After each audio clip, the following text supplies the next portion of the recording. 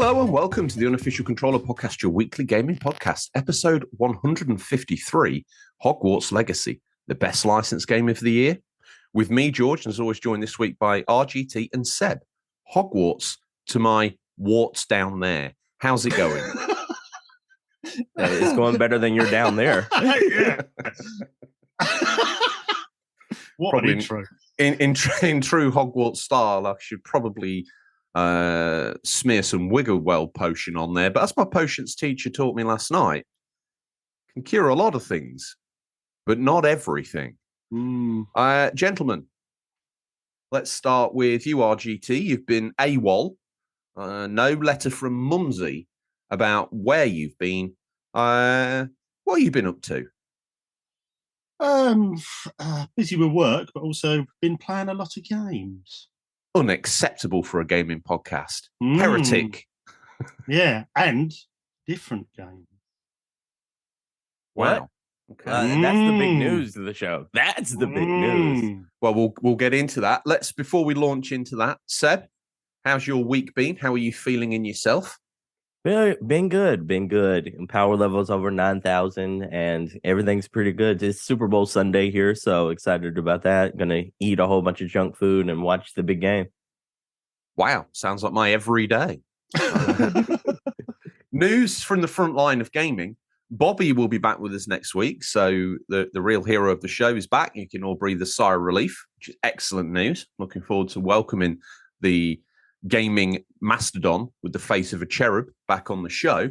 But before things get a little bit too relaxed, let me crack the whip as I ask you, hang on, Odders, just grip this feisty-looking bullwhip, friend, as I ask these gentlemen, what have you been playing and seeing as he wafted the stinky cheese under our nose of different games?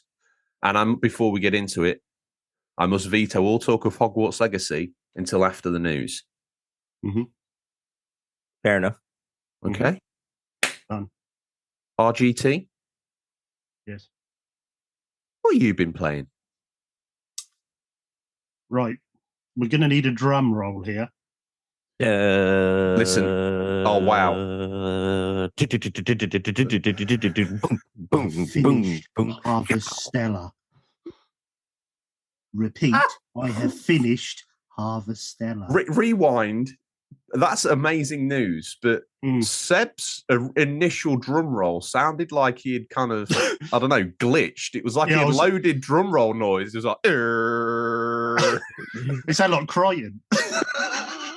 You didn't know. It did. It was because I was trying to compute in my brain. I'm like, how do I do a drum roll with my mouth? And then it's just like my brain didn't catch it. Like my whole body did not react to the way my brain was thinking. Okay, that's not how a drum roll sounded. And then it's like it crashed, and then it just rebooted everything. And it's like, oh, okay, I'm gonna go. I think that, okay, by the midway point in the drum roll, I was just like, okay, that's when I kind of erred back and rebooted my whole body, and I was just like, okay, I think that's closer to a drum roll.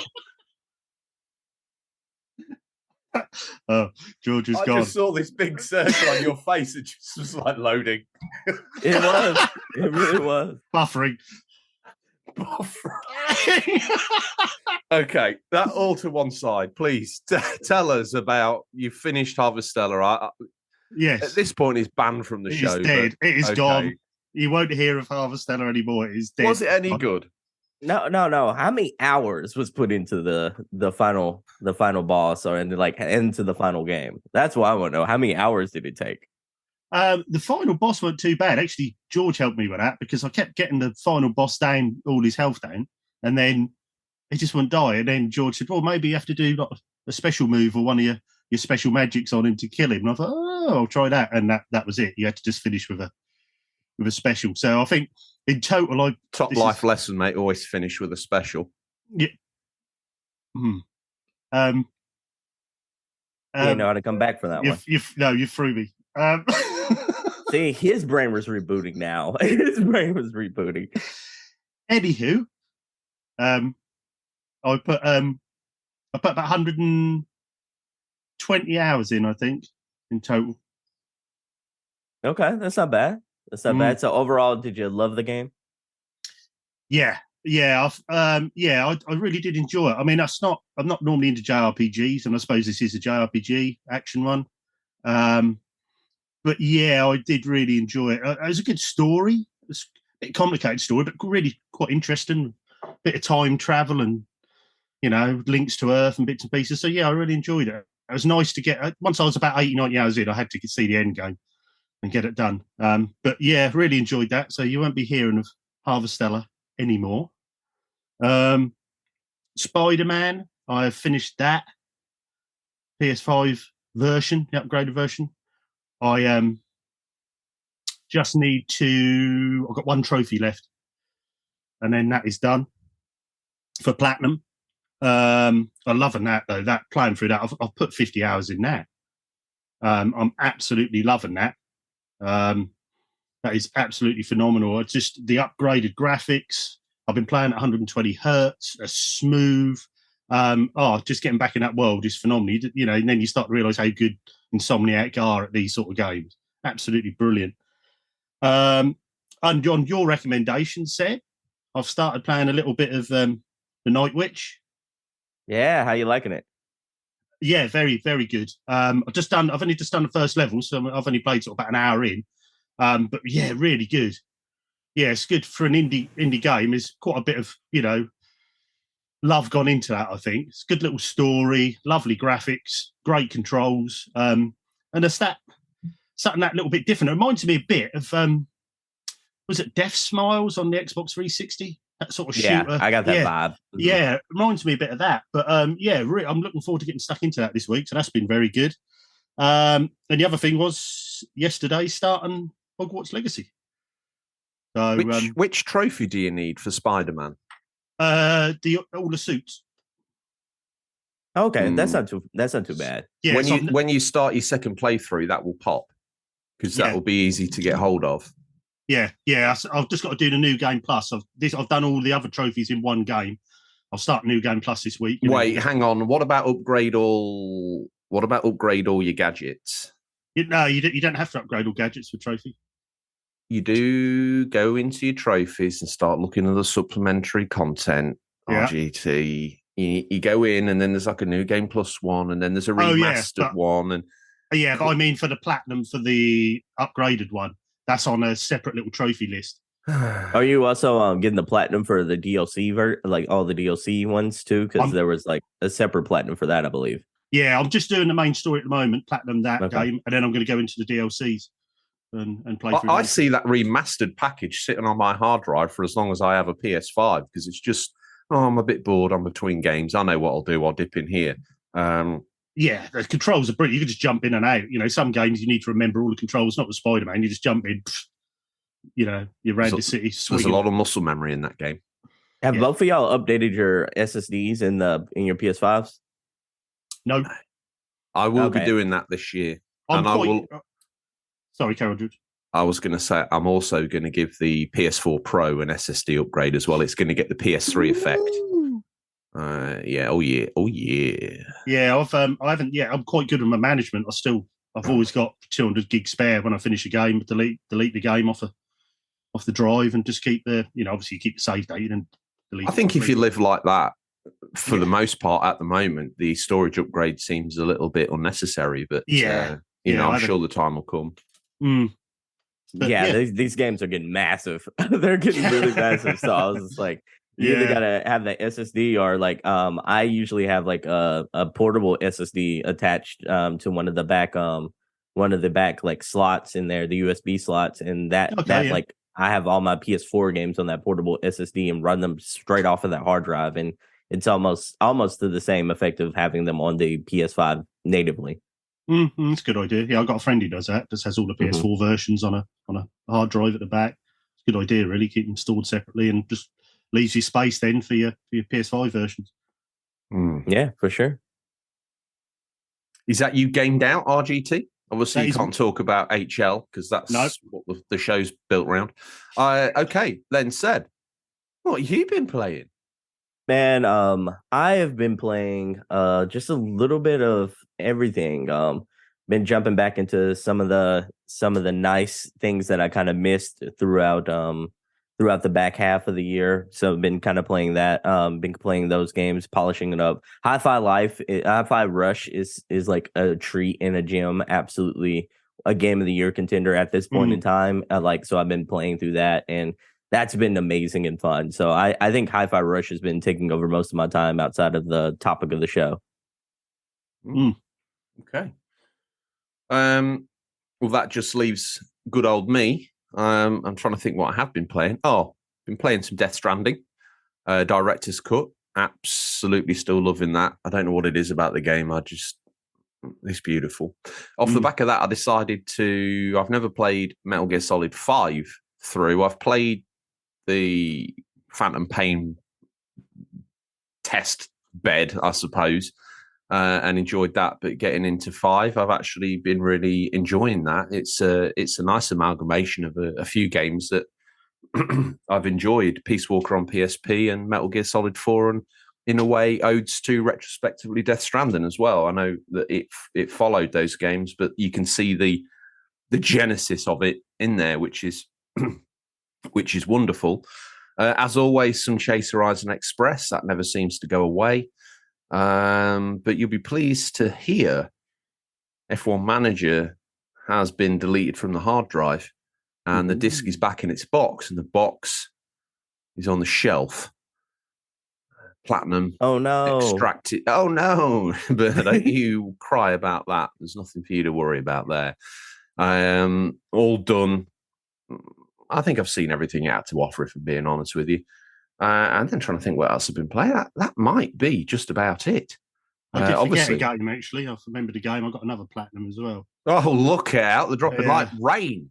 Yeah, I played, I had a go on that Pinball Heroes, the PSP version on the PS Plus Premium. And yeah, I was playing for that. That's a good little game, man. What, you platinum that? Yes. It's not a My Name is Mayo. I'm proud of that. I'm proud of that. It's not like a My Name is Mayo kind of platinum or anything like that.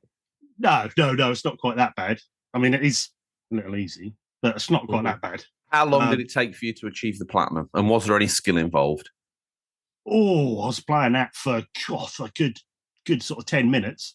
No, seriously, I was playing it for about a couple of hours, I suppose. What's the name of it again? Pinball. Pinball Heroes. Yeah, and then that's quite good because the boards are like Sony exclusives. So you got an Uncharted board. I remember the others. That's how good it was to remember. Well, if it's from the PSP, you're going to be like Killzone, Little Big Planet, all that sort of stuff. Yeah, I think it pretty much was. Yeah, that's a good little game. That's a good one to good one to platinum. Okay, just on the them classics.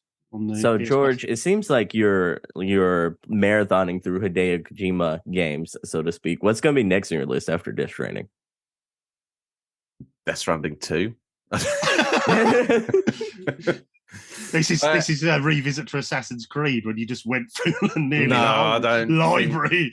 I don't know. I was researching and wondering whether I should go through them in chronological order. I thought that would be an exciting thing to try, but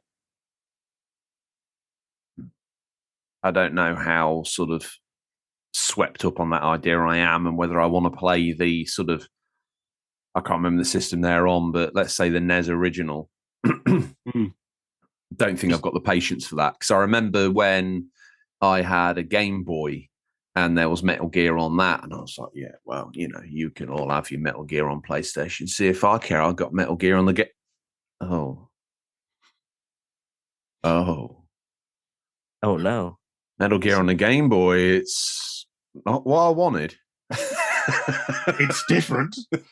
It's definitely different, and it's definitely a heart back to the top down. It doesn't make it a bad game by any stretch of the imagination, but it certainly was a very different game, and not the sort of thing you're looking for when everyone else is playing, Metal Gear 2 and things like that. So yeah, I don't know whether I will go through that. I like his style, especially as it's matured into something completely different in Death Stranding. I just feel that's more my cup of tea, to be honest with you. If you were to bring out something a little bit more action orientated, I'd don't know as it would necessarily vibe with me.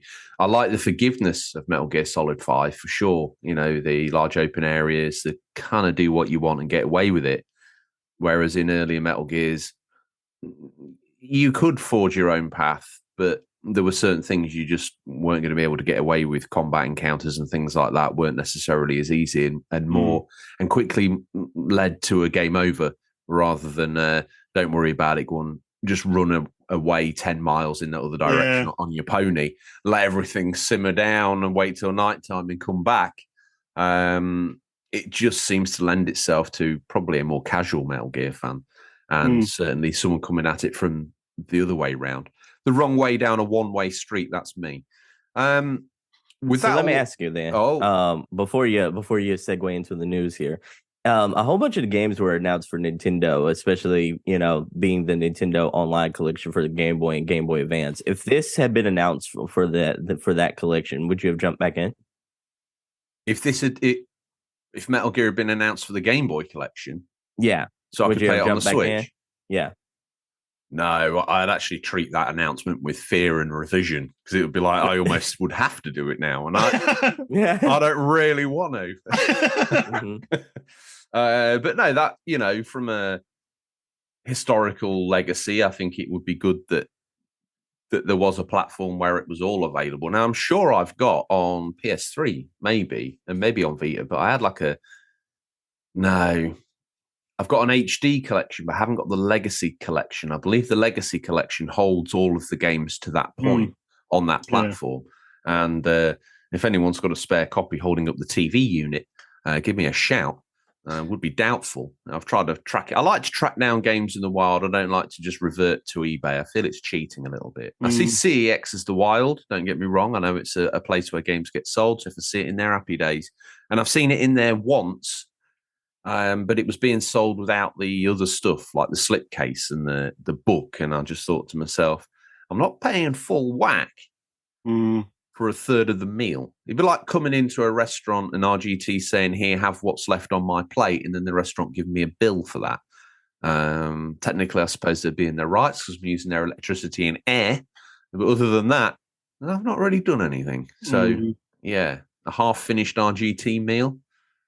There's only one podcast that uses that to describe a second-hand copy of Metal Gear Solid. Listen, let's jump into it. It's the news. We've scoured the very darkest regions of the internet to bring you the latest stories. First up, Zelda, Tears of the Storage Space, and Wallet.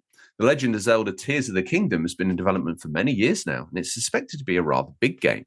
If you're wondering just how massive Link's New Adventure is, it's officially been confirmed on Nintendo's webpage, listing to be a whopping 18.2 gigabytes in file size. That's actually quite small, but okay. As highlighted by fans online, this supposedly makes it the biggest first-party title on Nintendo Switch. And no, we're not counting updates or anything like that here, just the base game, its initial release date. That's roughly 4 gigabytes bigger than The Legend of Zelda Breath of the Wild, coming in at 14.4 gigabytes. Breath of the Wild also happened to be a previous record holder of this title. One other sizable first-party offering released more recently on the Switch was Xenoblade Chronicles 3, taking up 14 gigabytes.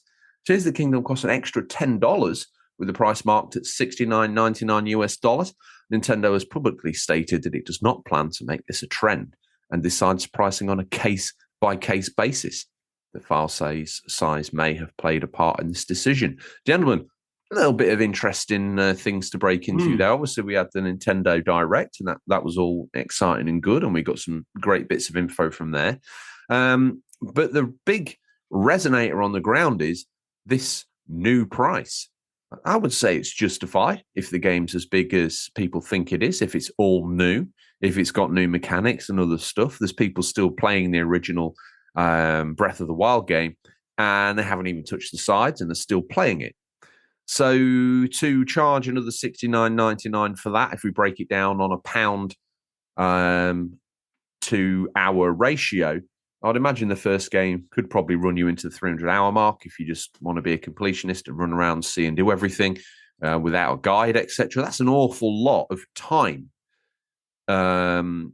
distraction for the price. Is $69.99, Seb, too much for a game on the Switch? Oh yeah, for sure, for sure, for sure, for sure. This is egregious. I'm talking about like this is almost as something that slapped your mama like bad. Like this is bad.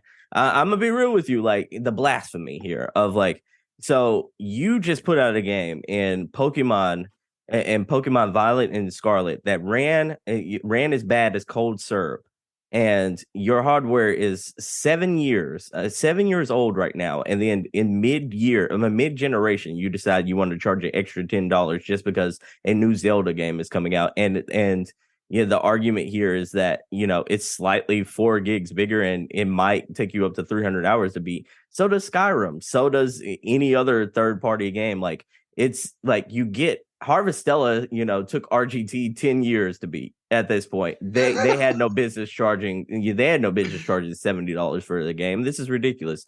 If the quality of the Nintendo games was up to par as far as like graphically, as far as fidelity wise, as far as like all the like modern enhancements that you'd see in a video game, I'd basically shake their hands and say, hey, you know what, you're keeping up with the rest of the industry, more power to you.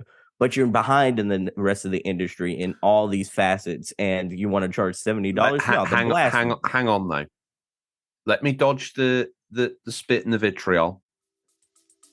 And this all needs to come down to this. I guess that means you're not buying it. Stay with us. We'll be right back. Do you like video games, podcasts, and reminiscing? I'm actor, video game writer, and total sweetie pie Connor Savage McCabe, and on each episode of Call Me By Your Game, I sit down with a guest for an intimate look at a special game from their past. Did you and your dad beat Spyro the Dragon over the holidays? Or was Halo 4 the one thing that united your roommates during your senior year of college? Stories like these are what Call Me By Your Game is about. From video game content creator Janet Garcia to Hades voice actor Courtney Vinay's, I interview wonderful comedians and game industry friends about these memories. Check us out wherever you get your podcasts, and maybe someday you'll call me by your game.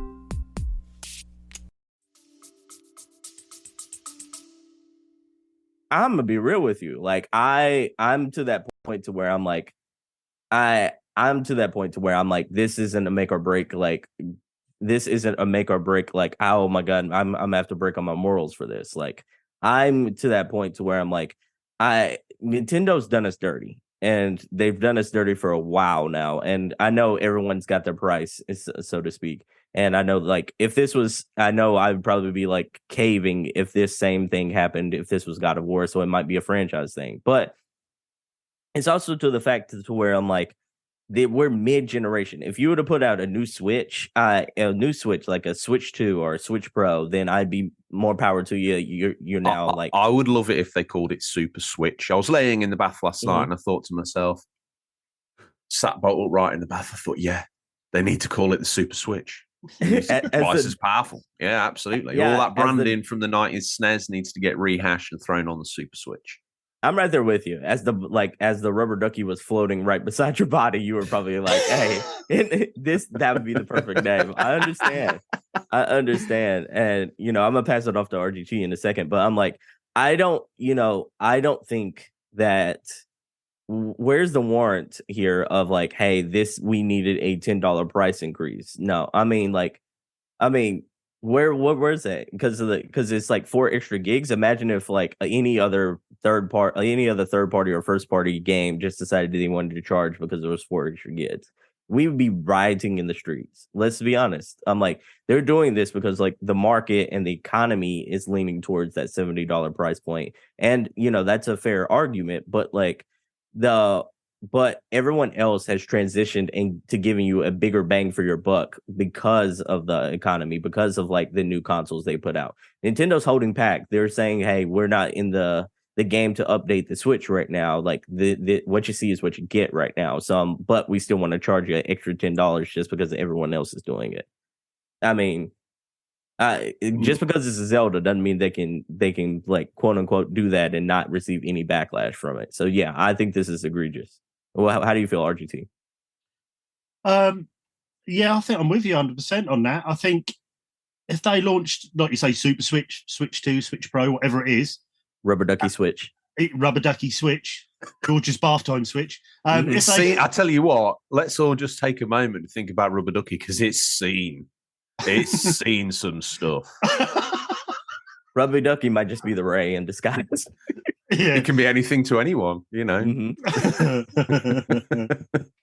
But yeah, I think if they did launch a new system and then went up to $69.99 for games, you'd sort of think, yeah, okay, you're running better gear, you're running better, but to just up it now for no real reason, I think they're just trying to match Microsoft and Sony. But Microsoft and Sony have launched a new platform. You're getting better games, you're getting bigger games, you're getting better graphics. You're not on the Switch, so what's the price increase for?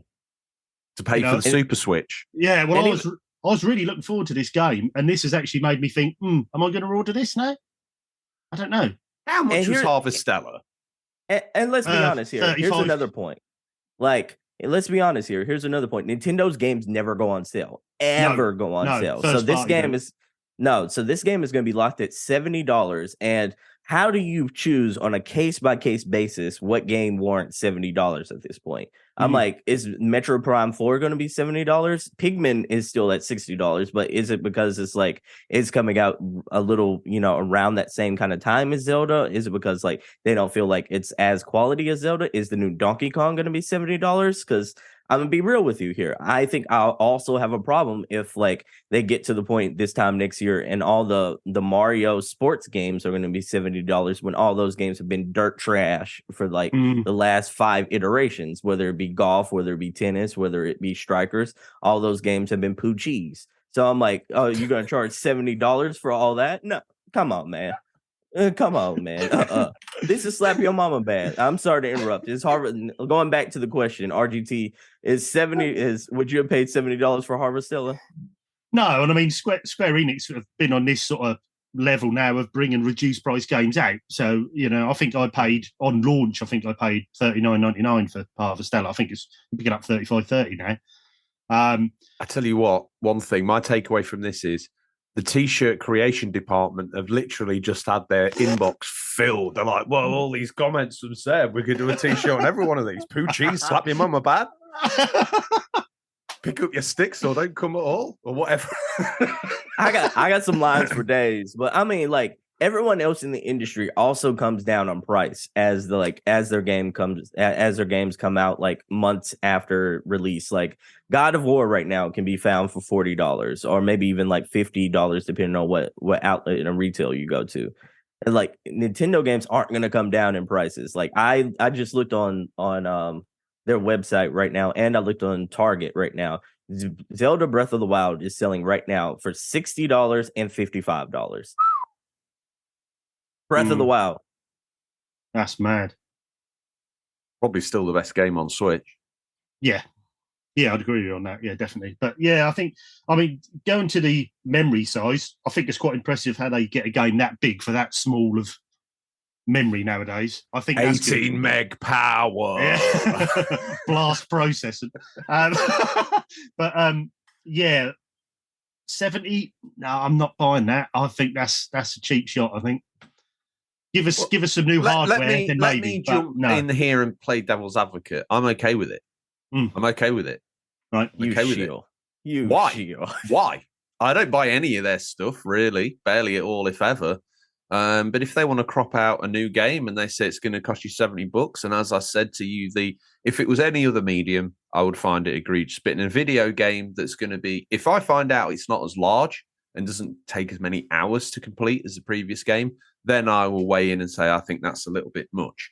It's not as though graphics will have improved, so they may have found new ways to tweak them and look better. They may be able to get some better graphical effects on the screen, but pretty much what you see is what you're going to get.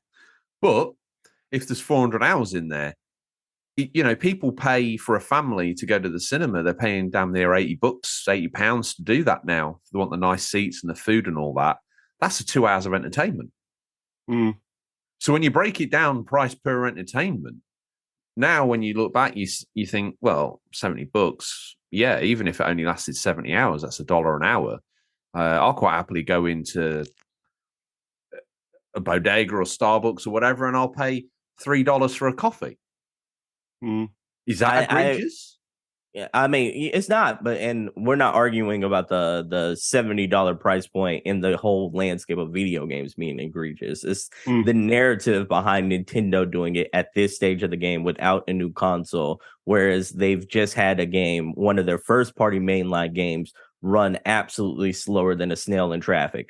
It's that I believe is the narrative of what makes this more egregious. It's like if this was coming off the back of a Super Switch with whereas we know this game was going to be in 4K, we know this game was going to run at 60 frames per second, we know that they weren't just going to have to put in a whole bunch of like a whole bunch of clouds and a whole bunch of like mist and everything like that to hide in the pop-in textures that we know is probably going to be a problem in this game, then because of the Switch hardware and because of the Switch deficiencies there, then me and RGT probably would be like, hey, hats off to you, you're doing us a service here, you released a new hardware, we know this game is going to be like the chef's kiss, everything's going to be fine.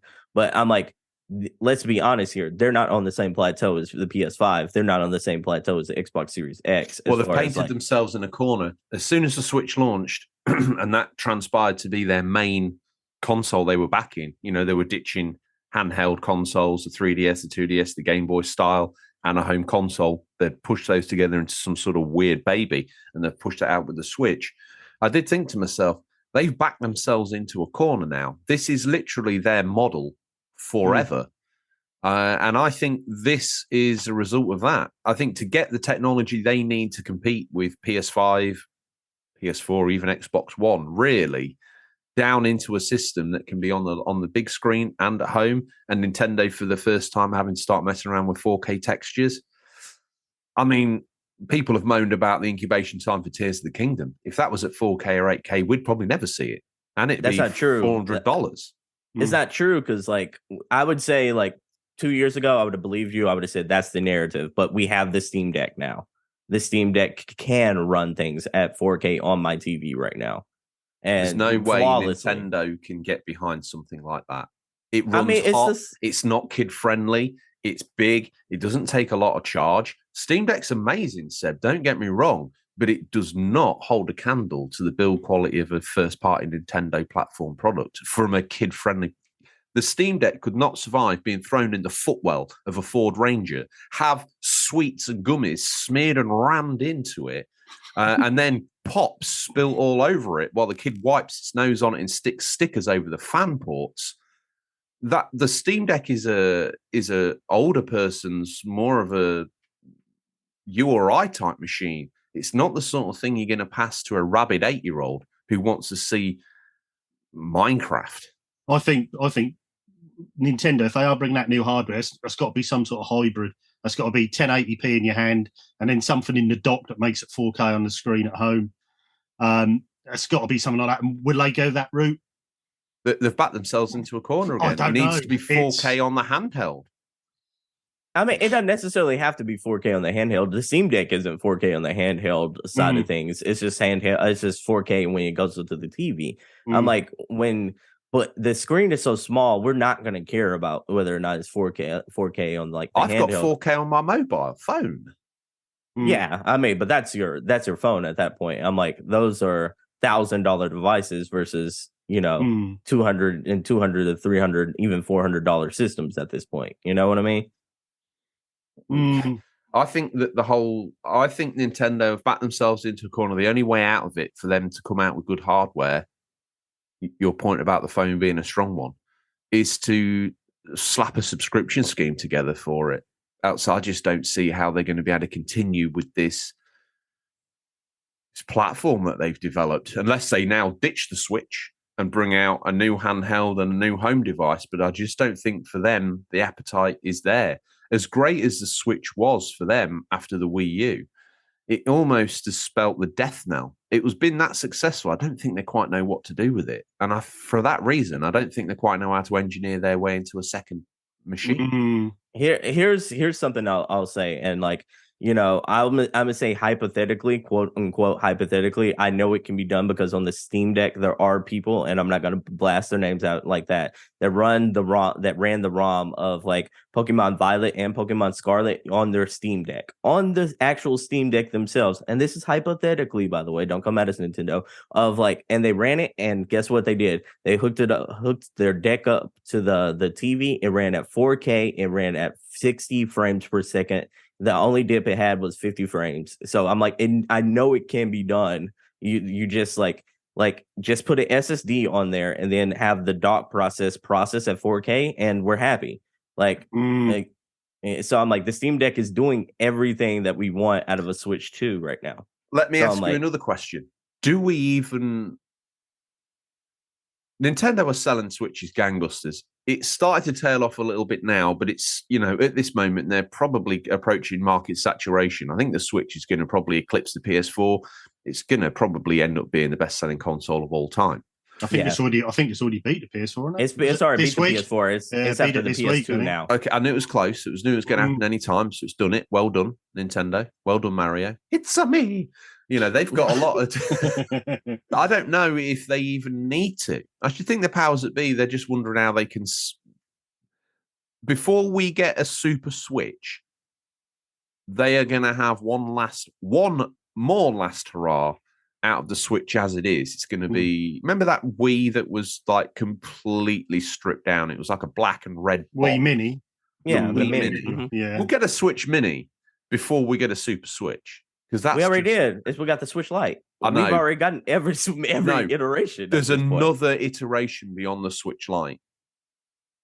Before they do another one, there will be a Super Lite, Super Mini. There'll be something. They'll rinse it for everything else. They will. They have to.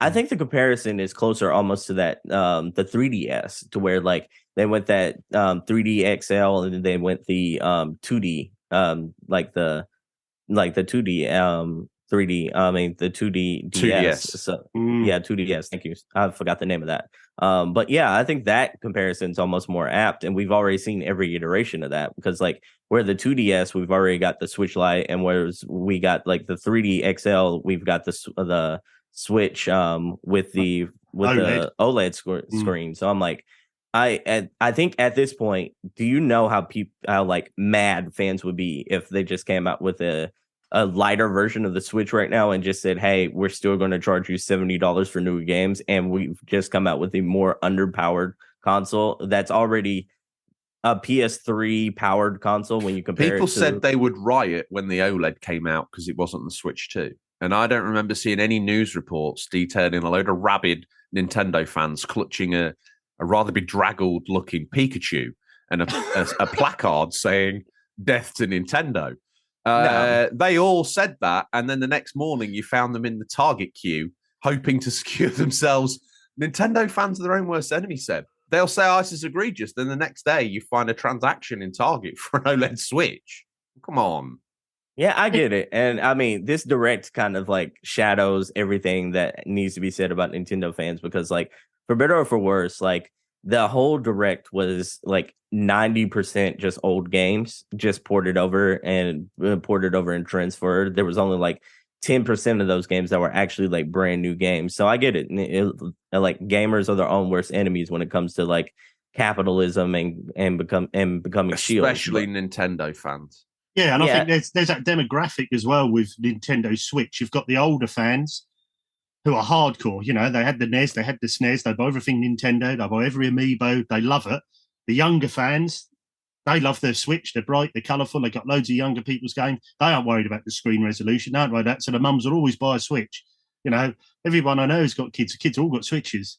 That's multiple easy Switches. to get. Yeah, and that's easy to get into. So they've got that sort of demographic where they seem to be able to. And I mean, yeah, this is £70 or $70, and it will still sell gangbusters.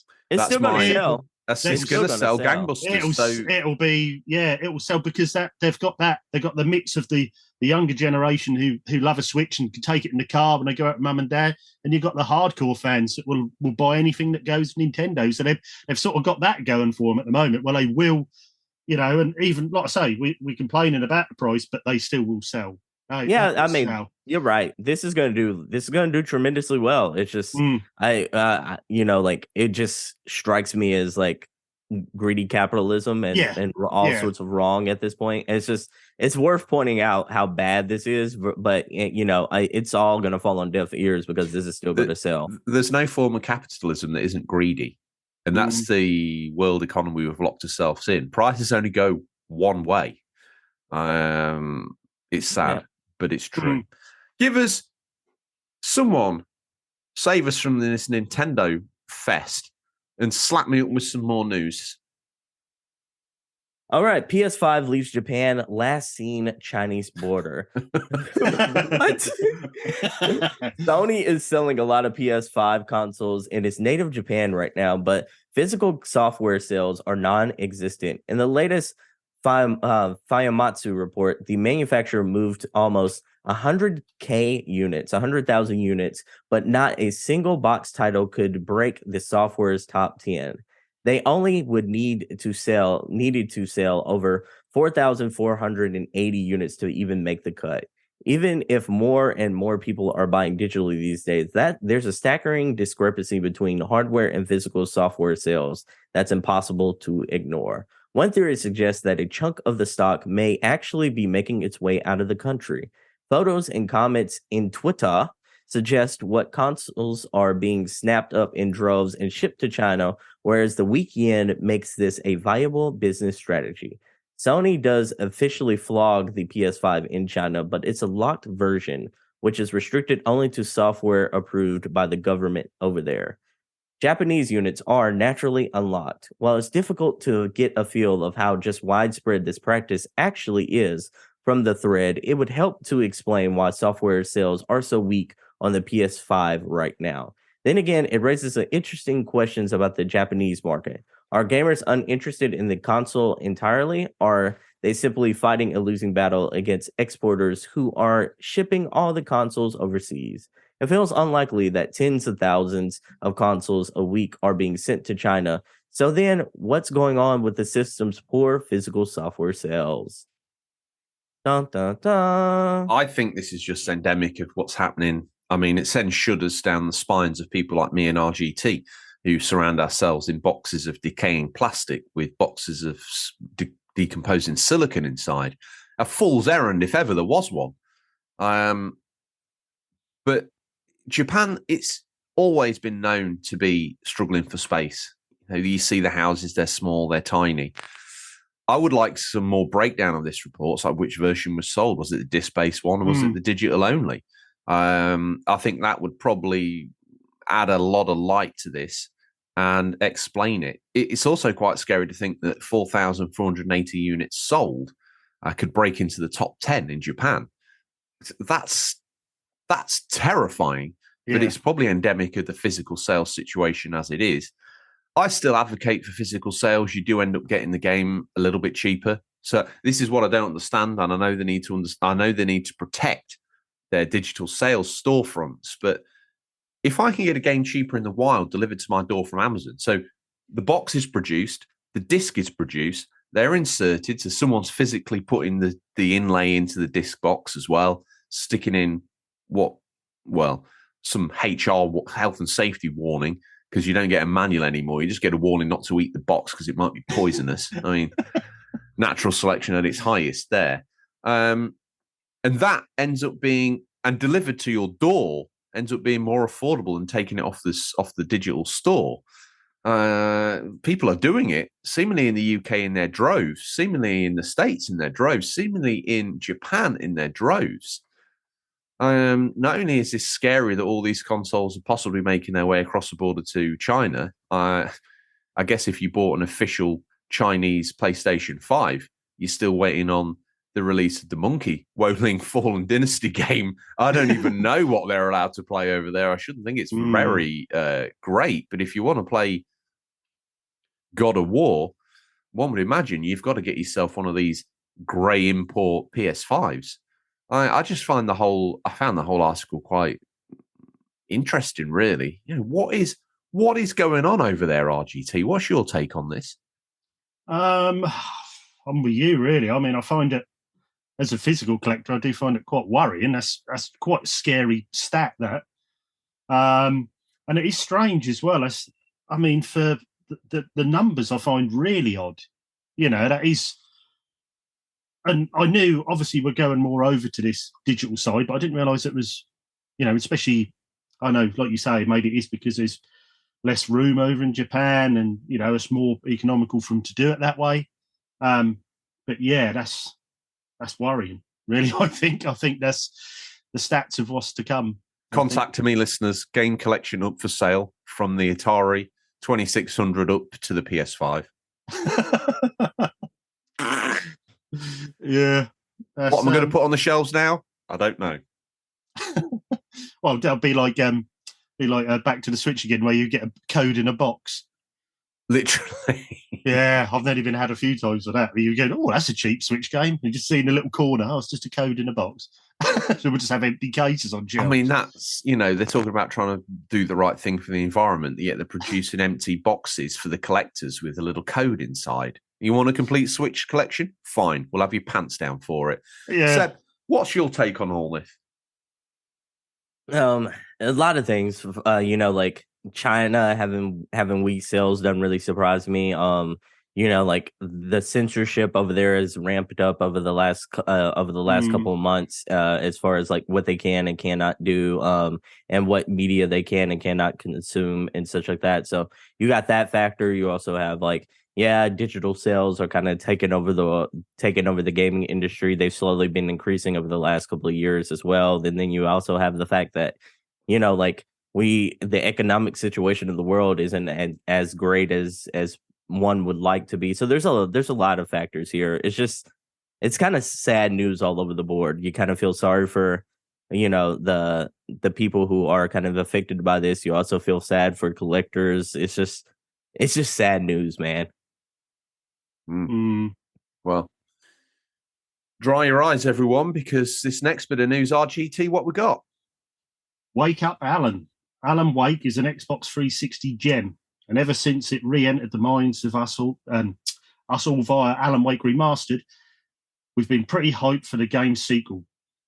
Remedy has been locked onto a broad 2023 release for Alan Wake 2 since it was first announced, and the game launching this year is starting to sound a lot more likely. Although we've not seen much of Alan Wake 2 at all yet, the team has dropped some new information on how development is going. In its latest financial report, Remedy says that Alan Wake 2 is now fully playable from start to finish, and that the team will move into polishing the experience shortly. Given how little has been revealed of Alan Wake 2 so far, we've always been a bit sceptical of it launching anytime soon. This is very welcome news. Of course, polishing the game will take time, but hopefully Remedy gives us a firm release date in the coming months. Elsewhere, the famous developer is starting to spin up a load of other projects. We've got Control 2 in its proof of concept phase, Max Payne and Max Payne 2 remakes in the works, and a number of codename titles that are in their early stages of development as well. Remedy is sounding rather busy, and we're definitely glad to hear that Alan Wake 2 is coming along nicely. We've been waiting 13 years for it after all. Is it 13 years? My goodness. 13 years. Are y'all big Alan Wake fans? Yeah, I thought when I had Alan Wake on the 360 back in the day, I thought it was... Don't get me wrong, it does have some low points and it does drag slightly. But I enjoy it. It was a mature way to tell a story. It was certainly... when Alan Wake first launched, arriving at the town on that boat with the titles coming across the screen over the boat, and, the interactivity and the level of detail in that game at that time as a product of its time, it was truly outstanding. And the storytelling in it, woven through that David Bowie type soundtrack, including some of his songs, was really special. Towards the end of the game, even in the 360 era, you were getting a little tired of it, but I think the sum of its parts definitely equal a greater whole. I think it actually, from a narrative point of view and technological point of view at the time, it was great. The remake kind of papered over some of those cracks and gave us a game that probably stands the test of time a bit better than the original, although I always like to see the originals on original hardware doing what they do. The remake was a nice way of refreshing yourself on the story without digging out a load of wires and AA batteries to slam in the back of a 360 controller that looks like it's been eaten by a dog. That's that's my personal 360. But I think it's good, and I'm happy that the sequel's coming out. Quite where that can go, I don't know. It's definitely going to have Control lessons learned from Control in it. I'm excited. I'm probably more excited about some of these codename titles that we don't really know anything about. So yeah, I'm hyped for Alan Wake 2. I was a fan of Alan Wake, the original, and I thought the remastered was good, although that really did start to show its legs in places. But yeah, I'm excited. Control 2, probably equally as excited for that. I'm still working through the original Control. That's a great title. Seb, what's your thoughts on Alan Wake? I'm not a big Alan Wake guy. This isn't my franchise. Like I played the game and it kind of felt like adult version of Luigi's Mansion.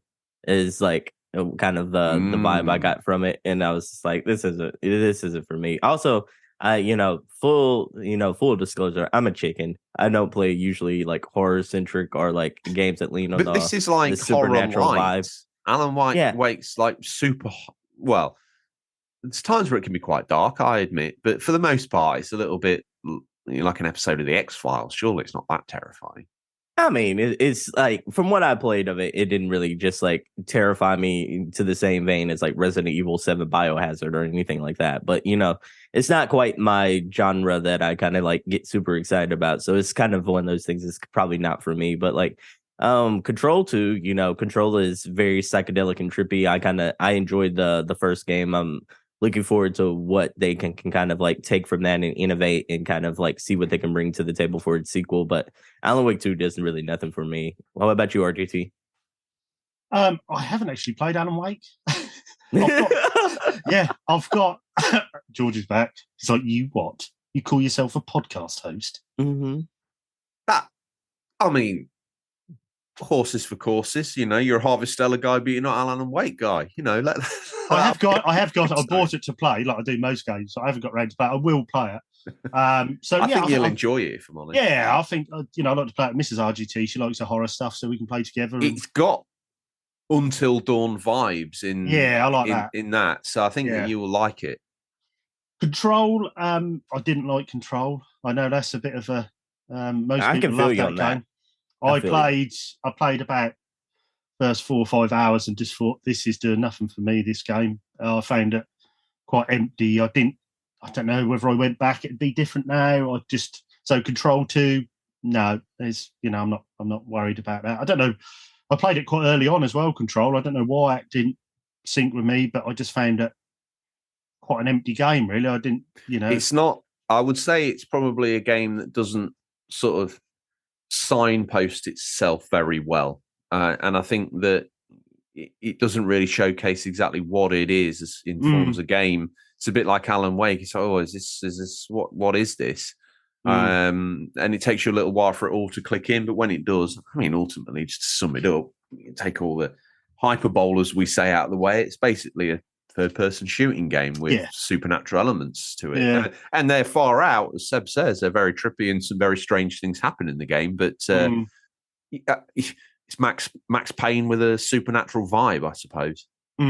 Yeah, like I say, but maybe I'll go back to Control one day. But I think with Alan Wake, whenever they announce a second game in any genre, that always makes me think, right, I want to play the first one now. It sort of hypes me up to play the first one, then get ready for that. So yeah, I should play Alan Wake 2, and be quite looking forward to playing that first one through. I mean, I find it strange because that was on the 360. That was an exclusive, right? On the 360. It was, yeah. I mean, I'm surprised Microsoft didn't get that going sooner, or whether that was a Remedy thing. But that was, you think that had been released before now, the second one, seeing how popular the first one was. Yeah, and especially how sort of attached to the 360's sort of life and ecosystem it was. It was one of the games that, made owning a 360 seem like a good idea. It was an exclusive that you couldn't get anywhere else. It looked fantastic for the time. Of all the franchises that have passed under their nose, it's one that you thought they would have grabbed. But if they had, would we be on Alan Wake 5? Yeah, true. Subtitle Reach ODST Danger. I think that's I think that studio had some difficulties around that Xbox 360 era, especially like being the Max Payne series kind of had some blows during that time frame. And then Alan Wake, while it reviewed well, didn't necessarily set the world on fire commercially. So I think that's probably why we had such a long lull between the sequels, so to speak. And then I feel like they weren't catapulted back into the main spotlight of the gaming industry until Control came out. And then Control is where they kind of like put that stamp on, like, hey, we make premier games. Like, thing is, again, on that note, critical darling as it is, I'm not totally convinced Control sold gangbusters either. I don't think it did, but I think it had legs, is from my understanding. It's like the game sold quite a bit over a long span of time versus like its initial release. Plus, I'm like, it's a new IP sort of thing. I'm like, you had one of those things to where I don't think a lot of people knew exactly what Control was, and the word of mouth got out, and they didn't win a lot of Game of the Years that the year it was released. So I feel like Control 2 would be a stronger statement of like, hey, what does this IP do financially? But I wanted to throw out there, since RGT, you talked about Mrs. RGT liking the kind of horror supernatural vibes. I wanted to throw out a recommendation for you. There's a game called Immortality that I think y'all should play together, because like it's a good couch co-op. It's not co-op game, but it's a good experience for like two people to try to figure out the mystery of what's going on together. Oh, nice. Yeah. Yeah, call this my indie recommendation of the week, so we won't have to actually do my segment. But like, it's actually. What about the song? Okay, forget the song. I've blown the budget on RGT's song, if I'm honest. It's all good. It's all good. Sam Barlow is the creator. He kind of makes this game to where he uses real life people and real life actresses and actors. Oh, you have the song, George? George just disappeared from our screen. We do not know what he's doing at this time, but I'll explain what the game is. It's probably got to get a guitar, I suppose. Yeah. Maybe, he'll come back with a ukulele.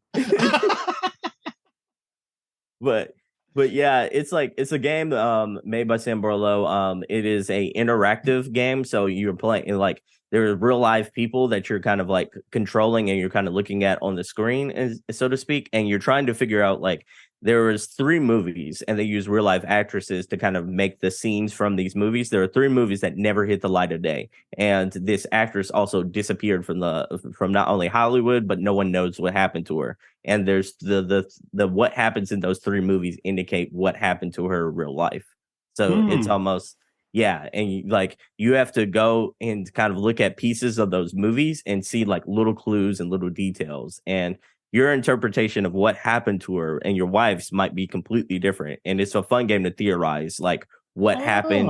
And it has like a supernatural kind of twist or like in suspense there. It's a really fun and trippy game, but it's not quite trippy in the sense of like Control or Alan Wake or anything like that. But it's like that kind of like Shutter Island kind of vibe, so to speak, of like what's really going on here. It's a fine game, and it was one of the games that was really featured heavily in a lot of categories in the Game of the Year, like the Game Awards this year. So check out Immortality. Yeah, cheers. I will definitely. Yeah, we'll give it a go. It's that sort of thing that's right up Mrs. RGT's street, something like that. She loves mysteries and horror, that sort of thing. So yeah, that'd be brilliant. Yeah, cheers for that. Hey, well, Seb snuck his indie gem under the radar. It's a little early, but I've blown all the budget on a new theme tune for you, RGT. It's a bit of a shame because about the only person that's going to recognise it is Harvey Retro. But it goes. So this is the new Hidden Gems theme tune. Okay. RGT is like the Lone Ranger. He's riding on down to bring hidden gems to me. A bit of boon. A little bit of boon. A bit of boon. Okay, oh, dear, tell me the show's version of Boone. What? I mean, the rest of the show's in the bin as far as I'm concerned. The only reason I still turn up to this day is to find out what your hidden gem's going to be. No pressure. No, make it good. This week is, I played this game on PS4, but I think it's available on Switch and Xbox and bits and pieces. Hang on. Is this a retro hidden gem? It's sort of, or is it irrelevant? It's just your hidden gem. It's a hidden gem, but it's got retro connections. Oh, hello, mummy. Mumsy, get the credit card on pre-warm. I think you'll probably already have this because it was a PS Plus game a few years ago, so it's probably sitting way down in your little PS4 library. Please let it be murdered soul suspect. No. Damn it. Okay. No, this is, I think this was about 2016, 2017, this game. It's a game called Lumo. Mm. Now, this game, that's not going to be for everyone, but if you were my sort of age and you're an 8-bit microcomputer kid, this is literally a love letter to them isometric puzzle platform games. And I think it's absolutely wonderful, this game. This is the one with the guy that looks like he's out of a sorcerer out of Final Fantasy. Is it that one? Yes, it is. Yes, it is. There's a little story to, at the start, a kid's at a computer fair in the 80s, blah, blah, blah. And it's just like playing a newer version of Night Law on the Spectrum. The sound effects, although obviously they're modern sound effects, they don't sound like a Spectrum, but for some reason, as soon as I hear the sound effects, I am transported back to a slightly chubby little 8-year-old RGT with some NHS glasses and a pudding bass and playing on my Spectrum. That is absolutely brilliant, this game. George is trying to imagine a little chubby RGT with some NHS glasses on. But yeah, it is a brilliant game. You can pick it up if you want a physical copy. You pick it up for 10 to 15 quid if you want it. And I recommend play. If you like them retro sort of style puzzle games, pick it up. Fruit salad wrappers stuck to his feet. Yeah. Hubba bubba wrappers coming out of his ear holes, but he doesn't care. Caramac, Tinner Pop. You had me and you lost me there. I don't know what that is. These are all very high sugar content UK sweets. Probably hence the slightly chubby RGT. I think they'd slap you in immediate diabetes, to be honest with you. But yeah, it's just a dark road. Okay, yeah. That's a great one. And I think you can actually play it on the Vita as well, I believe. You can. It was, I don't know if it still is, because there's chaos in the Vita store. It was cross-buy. Yeah, cross-buy, I think it was. Yeah, I think it's even on, you probably get it on Steam as well. I think it's on PC as well. So there's definitely ways to play it. Like I say, if you've got PS Plus, you've probably got it in your library now if you keep all your games. But yeah, give it a go. It's brilliant, easy, not easy, but easy play, relaxing little puzzle platformer, retro style. Yeah, really good. I have played it, and I did. There are times where it does actually get quite challenging from memory. Yes, yeah. I think there's about 400 rooms in it where you go between your little rooms and your bits and pieces, and you collect like retro cassette tapes, and it's all that 80s sort of vibe to it. Yeah, really good. But yeah, give it a go. Really, another absolutely banging recommendation from both of you. So awesome stuff. Community corrections. I do have I think there's one. Bada Bingster made me very aware that I'd put out the title for last week's episode, Hogwarts Legacy, with the Legacy only having a small L, a non-capital version, which I then whip-snapped into the hosting site and changed. So now if you look in your, hang on a minute though, let me have another look. No, it's got the big L on it. Yeah, because we changed it. And that's why community corrections exist. So well done, Bada Bingster. You're not just the world's most handsome Italian man, you're also the world's most intelligent Italian man. So that's... that goes without saying. That sums up community corrections. So not a flawless victory this week. But the question is, yeah, you've had holiday from the show, but that doesn't mean that you don't owe me a kidney. One of the ways you're going to start earning this back is by saying, RGT, did we miss anything? Do you have an opinion or take on the news we missed? If so, how would the collected masses, in their assembled thousands right now, banging on the door like a Mongolian horde, how would they get in contact with me? Let me know that my opinion on all of the news is irrelevant. Like, how dare you say £70 for a Switch game's okay, George? You're literally done. I want your head on a platter with an apple in your mouth. How do we start going to about organising my head on a platter with an apple in my mouth? That's at questions@unofficialcontrol.podcast.com. Or email header. Yeah. Apple mouth. Yes, Apple mouth George, platter, brackets. Or DM us on Instagram or Twitter, or even come jump in the Discord. So Discord's been pretty lively this week. Seb's been doing the video game draft for the listeners in there. Yeah. Awesome. Brilliant. Great efforts there. Really good. Well done, Seb. Pop in. There's loads of things to have a look at. I list all my hidden gems in there. There's everything from what you've been having for your tea to your pet pictures to where you've been on holiday. We chat about everything in there, not just games. So jump in.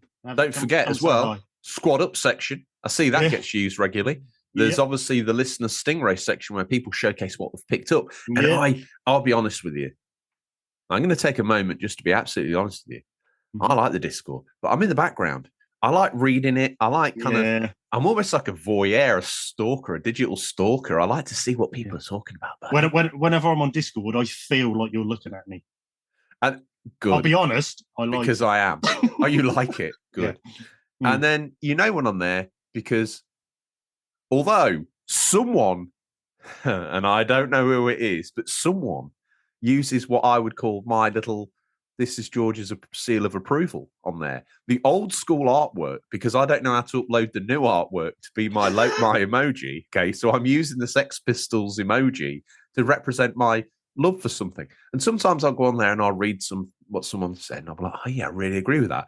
And I'll go to click on it and put the emoji, and already the Sex Pistols UCP Series 1 to 3 album artwork is on the comment, and I'm like, "Well, I can't." I did notice there was 2 of them on the comment the other day. Who is doing this? We've got an imposter. We've got someone. I mean, if you want to pretend to be someone, do an emoji of Brad Pitt or something. That some inferior technological nerd can't even do. So he's using the Series 1 album artwork. I mean, I was almost going to stoop so low as to use your one, the RGT themed. How dare you? Badge. How very dare you? Because I thought, well, to be honest, it's that small on Discord on the phone. No one will know it's not me. I think it's the same. Yeah. But yeah, so someone somewhere is masquerading. Is it Seb? Is it you, Seb? Are you masquerading as me? No, not masquerading as you. Unfortunately, the plot thickens and your search for the culprit continues. That's a shame. You were like my number one suspect, to be fair. I think, some of the kids recently have escaped. So, it could be one of them. We'll get Boba on it. Well, we had Wayne Ray, didn't we, in circulation in the cellar. So it could be a start. It could be a start of a very elaborate revenge plot by him. Terrifying. Oh, yeah. One thing that is also terrifying is last week we did a show called Hogwarts Legacy. Not shy of the SEO cash cow. We've all saddled up and ridden a couple of steers into town that look exactly like Hogwarts Legacy 2 weeks in a row. But I ain't bothered because, first of all, Portkey Games, Warner Brothers Studios, my liege. Avalanche Studios. Whatever it is, I don't care. All I see is Portkey when I turn it on. And to be honest with you, that's all I know about. I'm down on one knee. And I'm very sorry because last week, I'm apologising for you here, Seb, so I don't know why you took the wind out of my sails. We called this game mid. Ooh. We feared it would be mid. Ooh. Then the reviews landed, and I thought, no, there ain't no way. There ain't no way they ain't been paid off with a load of Harry Potter merch. Cauldron, broom, wand, all of that. Yeah. And then I installed it. Simple enough process. Clean. PS5. Nice little bit of dashboard title art. I thought, yeah, okay, let's give it a go. Boom. Grabbed me by the neck like some devil's snare and pulled me deep into the world of Hogwarts to the point where I am a fifth year student and I am living my Hogwarts life. Now, we've all got together today, so I took it on the chin. Oof, I apologise. It's not mid. It's top tier. Now, I do have some issues with it, which we'll get to, but they're not massive. Gentlemen, first impressions. RGT, before you begin, I would like to also issue out an apology to Avalanche Software Studios for calling this game mid. It gave me mid vibes all throughout the trailers, all throughout the lead up into this game. I saw nothing that made me think it was going to be as magical. Seb, you don't have to do this. I've fallen on the sword for both of us, so I can't. I can't let you just fall on the sword, for me. I have to as Jin Sakai would say, you have to fight with honor sometimes. And I'm going to fight with honor here. I deeply apologize because this game, just my early impressions of everything that I played in the first 15 hours is absolutely magical, pun intended. It is magical. They got the juice. They really brought the stuff with this.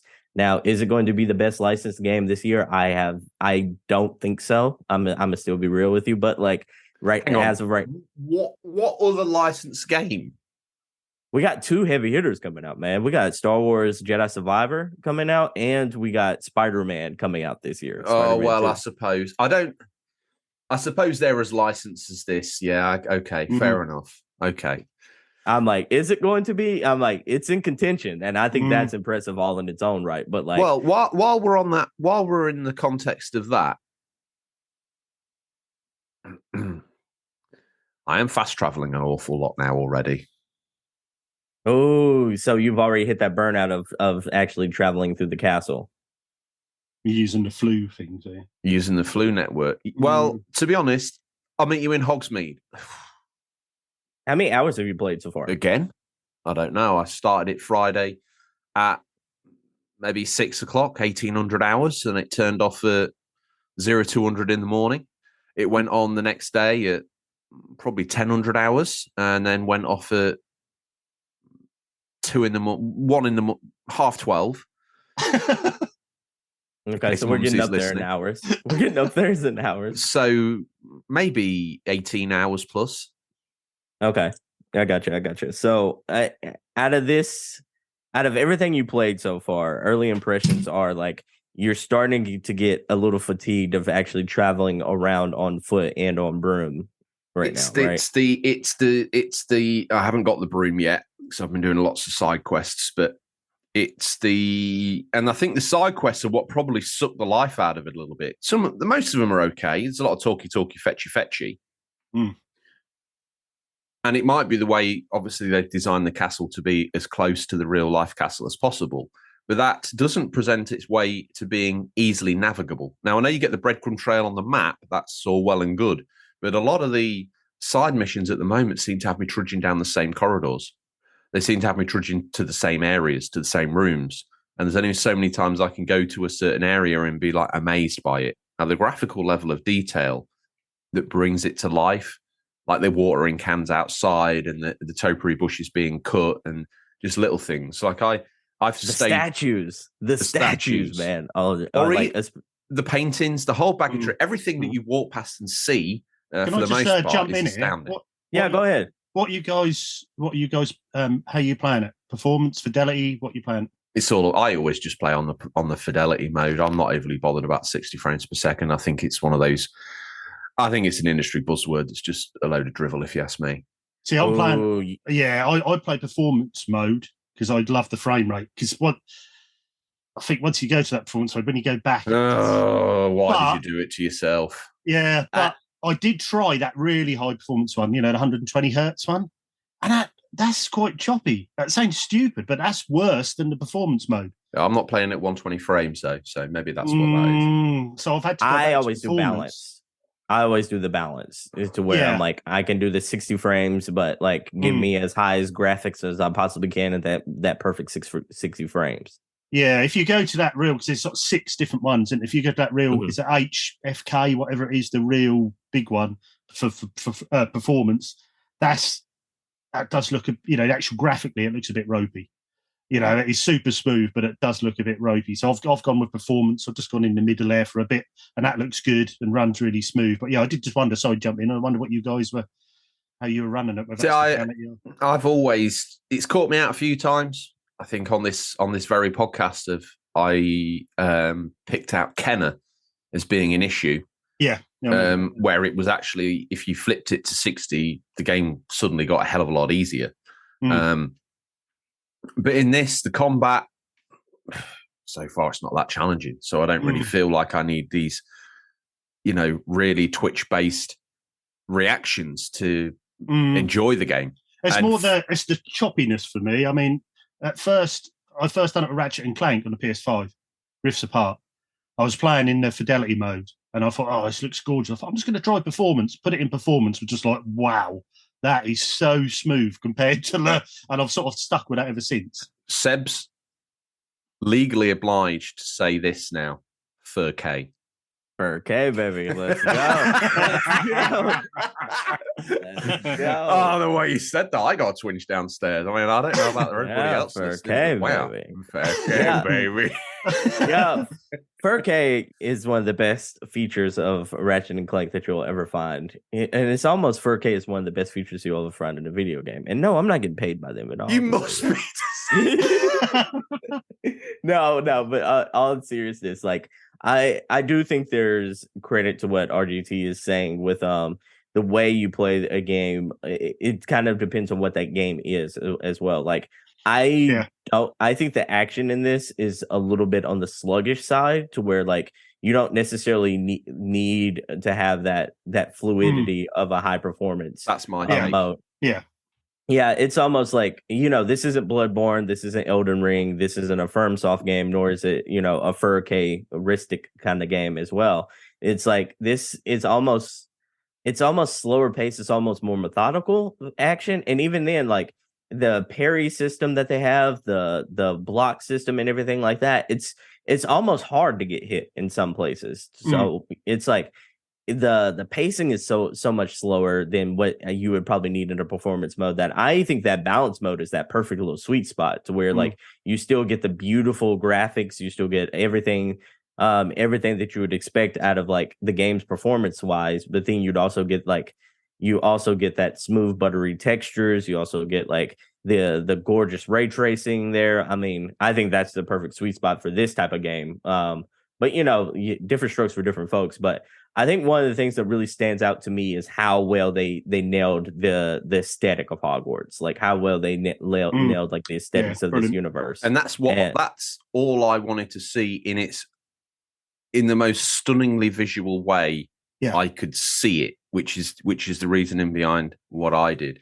Gentlemen, now when I was playing it, I thought to myself, this is like a bizarre baby of God of War. I can see that. Fable. Really can see that. Mm-hmm. The voice acting, right? Yeah, that is.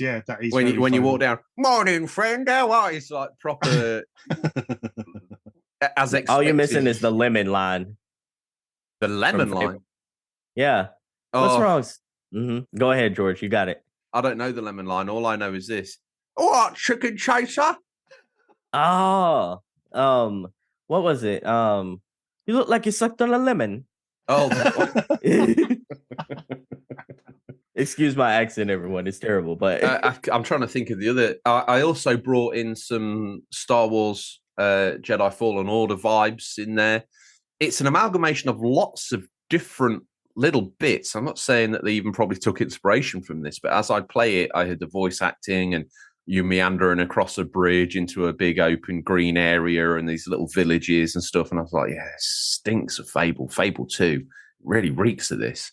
And then from the sort of combo and battle point of view, holding down the right trigger and smashing out the one commands, it really just felt like, colour matching Fisher-Price, my first sort of Souls game.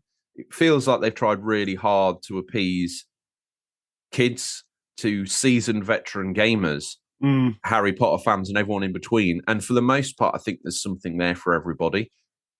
Whether I'll be as rampantly enthusiastic in another 40 hours, that probably, I don't know if I will be, if I'm honest. But I think for the most part, it's like last night I was playing, I had a little trip to Azkaban, totally unexpected. And I didn't You're see... a Hufflepuff. Yes, I am. I know. That's the only way you get to go to Hufflepuff. Me too. I was just like, I think that's the only way you get to go to... So did you guys select your own, or did you let the sorting hat do it? I answered the questions. I answered the questions. Came up as and I just went with what that decided to give me, because you can change it. I didn't want to. I just went with what that selected. I did. As. It's because Hufflepuffs. I think it's because it asked me what my most honourable trait was, and I selected loyalty. I selected loyalty. Yeah. No way. The loyalty, brothers. I'm gonna be real here. I went into this like knowing that I was gonna be a Hufflepuff because like I'm a Potterhead, so to speak. So I'm like, I know, like I already knew, like if anything comes up, I know like the traits of the houses really well, and so I was just like, I'm gonna answer in the most Hufflepuff way like possible. And Hufflepuffs are all about like loyalty, friendships, and it's like the camaraderie more so than the sense of adventure, more so than like knowledge, more so than being ambitious. So I just answered that because I wanted to be a Hufflepuff. I think my last week we spoke about how I was a bit nervous. I wanted it to give me bully vibes, and I got some here and there. Yeah, it does give me bully vibes. But one thing I found, this is one of my things that I'm not that keen on. The day-night cycle. I love it, but my character's not slept for a solid week. No one has a problem with what's technically a 14-year-old running around at night doing illicit things. This kid, I mean, is he in Hogwarts? Or is he a sixth former that got a knock on the head and hasn't slept for a week and this whole Hogwarts thing is a fever dream? Who knows? But yeah, I find the lack of sleep, the fact that you can go to a lesson, and if it's not time, you just sit on the floor cross-legged and wait for the lesson. I hate that. I absolutely hate that. I'm like, why do they just let you sit cross-legged on the floor all night? That's so immersive breaking to me. I hate that. I would like it if we had to be, unless we were doing something clandestine, there's a limit to where you have to be back and in bed. Games have done that. Now, whether that in playtesting didn't work for them, but I want to go to the Great Hall in the morning and see what bountiful breakfast is laid out for me. I forced myself to find the Great Hall on the map and go in it to unlock the flu section because I thought to myself, I've never seen this. And this is where some of the wheels fall off the Hogwarts wagon for me. I walked in and it was dead. No one was there. Nothing. And I thought, okay. Right, well, I guess I need to remember to try here in the morning because I want to see if the students actually make their way from the common room to the Great Hall for breakfast and then off to their respective classrooms. Something tells me, based on the pop-in of certain characters at certain points as I've been walking around the castle, that isn't the case. Now, it isn't. No. That's where the Hogwarts magic starts to fall away from me. I wanted these kids to, we've seen it in all the other games. Even Assassin's Creed, NPCs have had paths to follow, even basic ones. I want to be able to look through the window and see kids doing a lesson I'm not involved in. I mean, I might be asking a bit much. Gentlemen, what are your thoughts? Is it... Can we list our grievances now? Like, is that what we're doing? Oh, my goodness. We got time. Okay. Well, what's your thoughts on my grievances to begin with? Have you? I mean, they're valid. I completely agree. It's breaking that immersion level as far as like the lore and tradition of you living a Hogwarts life. Like if you like, this game promises and builds itself as like it's in Hogwarts for a reason. You're supposedly playing the life as a Hogwarts student. And I'm like, that's the fact that, it's not on a time system. The fact that, like, for the most part, you can't just go into a random class and start like the class up because it's that time schedule. Because like the fact that you can't eat breakfast at a certain time, the fact that it doesn't make you go to bed at a certain time, it kind of breaks that feeling of like, I'm more of the main character and the world revolves around me instead of you living the life of like a typical Hogwarts student. Yeah. My biggest gripe with the game. Yeah. So what are your gripes, Seb? Oh my goodness. No Quidditch in the game. Egregious. Like they just explain it as like an accident gone wrong, from the previous year. Stupid. If they're going to give you a broom, go all the way or don't go any way. We said this last week, Seb. It reeks of DLC to me. It probably does. But I'm like, come on, man. You had it right there for the taking. I'm like, that could have been just that feature alone could have just been the chef's kiss and at least added.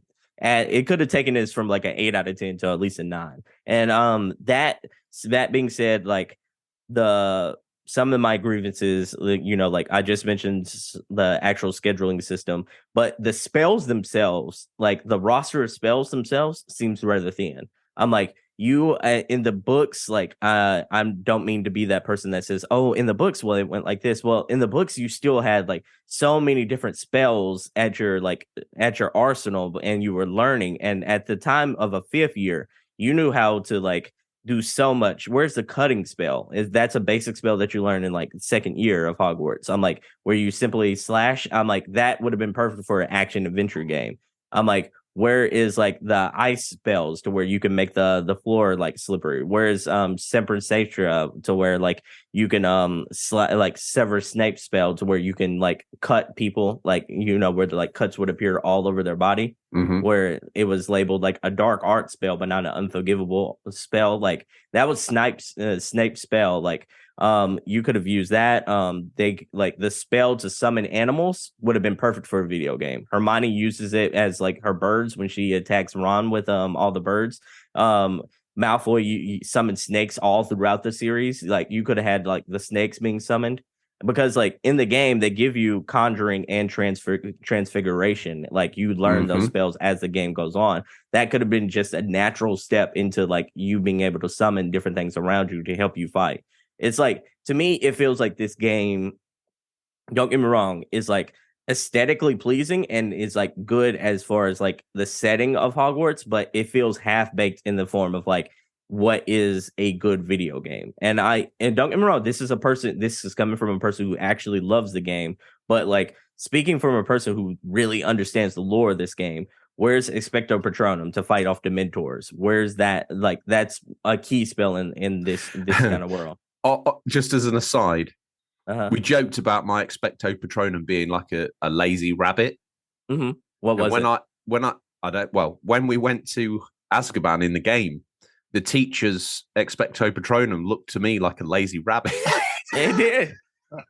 It did. And I howled to myself, admittedly, but I was like, oh my God, you've got the same Patronum as me. It did. I mean, and to that fact, I mean, like, you're supposed to be learning a lot of the things that we see, that we've seen in Harry Potter lore, like transfiguration. There's a point in Goblet of Fire where like Moody transforms Malfoy into a ferret. You remember, and they call him Ferret Boy. Correct. For the rest of this season. I'm like, the rest of the show, like, and the books, like we could have transformed our enemies into different animals around us, and think about how cool that would have added another layer to like the combat system. Where like there are so many different things that at times, to your point there, the game at times feels like they knew they could do more, but had to rein the ambition in just to get this thing out. Yeah, I mean the bubblehead charm, which is a charm that you could have they could have had poisons in the game, and you could have just had that bubblehead charm to like nullify different places, so you were able, like in God of War Ragnarok, or in God of War, they have those poison surfaces, and you kind of have to freeze the little like the plants that it's coming out of. Yeah, you could have had those elements into this game. Like there's so many places where I see it as like you didn't quite go as hard as we needed you to. Like you're scratching the surface here. But is that because this studio they've done a tremendous job, but are they so out of their depth based on the catalog of games they've made to this point? It could be. It could be the fact that, this is the first game and they now have a template to build off of. But like what I'm saying is it's like there's so much to the world, not just like 12 spells that you use at your disposal, and 12 like weird spells, by the way, to choose from. And then the fact that you live in a world like Harry Potter is built on a morality system. The whole lore of the game is built on not necessarily good and bad in the gray in between, but it is kind of like that. There is like there. I noticed almost threads, because when you're in a dialogue, you can respond in a positive way, or you can say something pretty horrible as well. But there's no other than consequences, other than role playing it through and the character living in my head, but not within the code on the screen. It does lend itself to enable you to role play being a bad guy or a good guy, but it doesn't have any gameplay consequences. And I think that, because you could be in Gryffindor and be a not very nice person. It's not as though everyone that's really super nice ends up in all these different houses, and Slytherin, doesn't have any good people in it. That's not true. So you can be a good or bad person in any of the houses. So I find that lack of morality system is a bit weird. Where is the point system? Like they mentioned this in the game, like you do something bad, just as a cutscene. They mention like, oh, I'm taking points away from your house, but we never see any of that, actually affect the house or even the points. Like, where's the point system? Because that's a staple of Hogwarts. You do something bad, you do something good, you get awarded points, you get points taken away. You have your house, like the house race towards the end of the year that really matters, at least to these kids. Like it's just one of the things we talked about as far as immersion breaking. And then like another thing I wanted to bring up, and this one kind of bothers me to like my very core, is like you have unforgivable spells in this game and no one cares if you use them or not. Like, I find that strange. Yeah, like no one cares. In the lore of Harry Potter, one of these spells, just to utter the words of it, is a one-way trip to Azkaban. And here you can just go around doing not necessarily Grand Theft Auto appeal to where you can just slaughter anyone in front of you, but like you can use these spells in front of people and no one bats an eye. Well, equally so, you solve some of the more sort of out there puzzles, which must have been on the wall for 200 to 400 years at this point, and all of a sudden you make something amazing happen. A door open, a door appear out of nowhere, you get eaten by a stone frog and spat out in a little secret room, you appear 20 foot above the air. No one even cares. Whereas I know if this was Red Dead Redemption 2 or Grand Theft Auto, everyone would be like, what's he doing up there? And again, some more of that beautiful dialogue would have even been... Fable. Even Fable, they like the characters, especially Fable 2 and 3, they interact to what's going on around you. They're like, what are you standing here for? Or like, are you okay? Or like they'll walk by, are you touched in the head? Like they react to the world around you. And like, I feel like this game, like I said, it's just, it feels like it was baked, but not quite like fully cooked, How do you feel, RGT? We've been talking about this for a little bit. Yeah, give us. No. I'm a lot earlier into the game than you guys. I'm a few hours in. Did we just ruin it for you? Oh, I'm not playing it again. It's going in the bin. So. Oh no! $70 to go in the bin. Yeah, so I'm now going to play Philosopher's Stone on the PS2. Go back oh my god, that's rough. Right, $70 for this. It wasn't that here. It suffered a big discount. Sorry, RGT. No, you're right. And you're okay with $70 for this? Mm-hmm. An open world, some would say, without the Harry Potter franchise. $70 for this. At least this game. This is the standard price for a next gen product, whether that be the best product in the world or whether it be like just a mid product. Ubisoft right now sells games for $70, and like they haven't put out a Game of the Year contender in years. This still has ray tracing. This still has modern day performances. This has like load times to where I can't pick up my phone in between. Do that with Breath of the Wild. You can pick up your phone and you can tweet out a couple of things. Like to me, there's a difference in like the presentation of what is a modern game versus what is a Switch game from 7 years ago. Yeah, and if they suddenly made this 80, if they suddenly went, right now, this is $80, we're going to put this up, then I would have a problem, which is what Nintendo's done, really. But, they've sort of come to the end of the cycle and suddenly put the price up. Anyway, what Nintendo game, like quality-wise, where like, I'm not talking about like the pound for pound, like, hey, is Zelda on the same tier as God of War? But what game runs as good as God of War Ragnarok on the Switch? And one charging 70, one charging 60. At the price, it felt appropriate. But now when you get into the rigmarole of like, hey, they're being charged the same thing. I'm like, hey, I need you to get on the level of this, at least performance wise, Yeah. Go on then, RGT. What's your initial thoughts? Like I say, so far I've just been amazed by Hogwarts. I think I played all the your tutorial into Hogwarts. Then you obviously get your sword and hat. I've gone into Pufflepuff, and I haven't even done the first mission. I've just spent a few hours just going around collecting the sheets. I've just been exploring Hogwarts for hours on end. I've not even done the first mission. I've done on the subject of that opening. I actually thought that was a really good opening. It reminded me magical.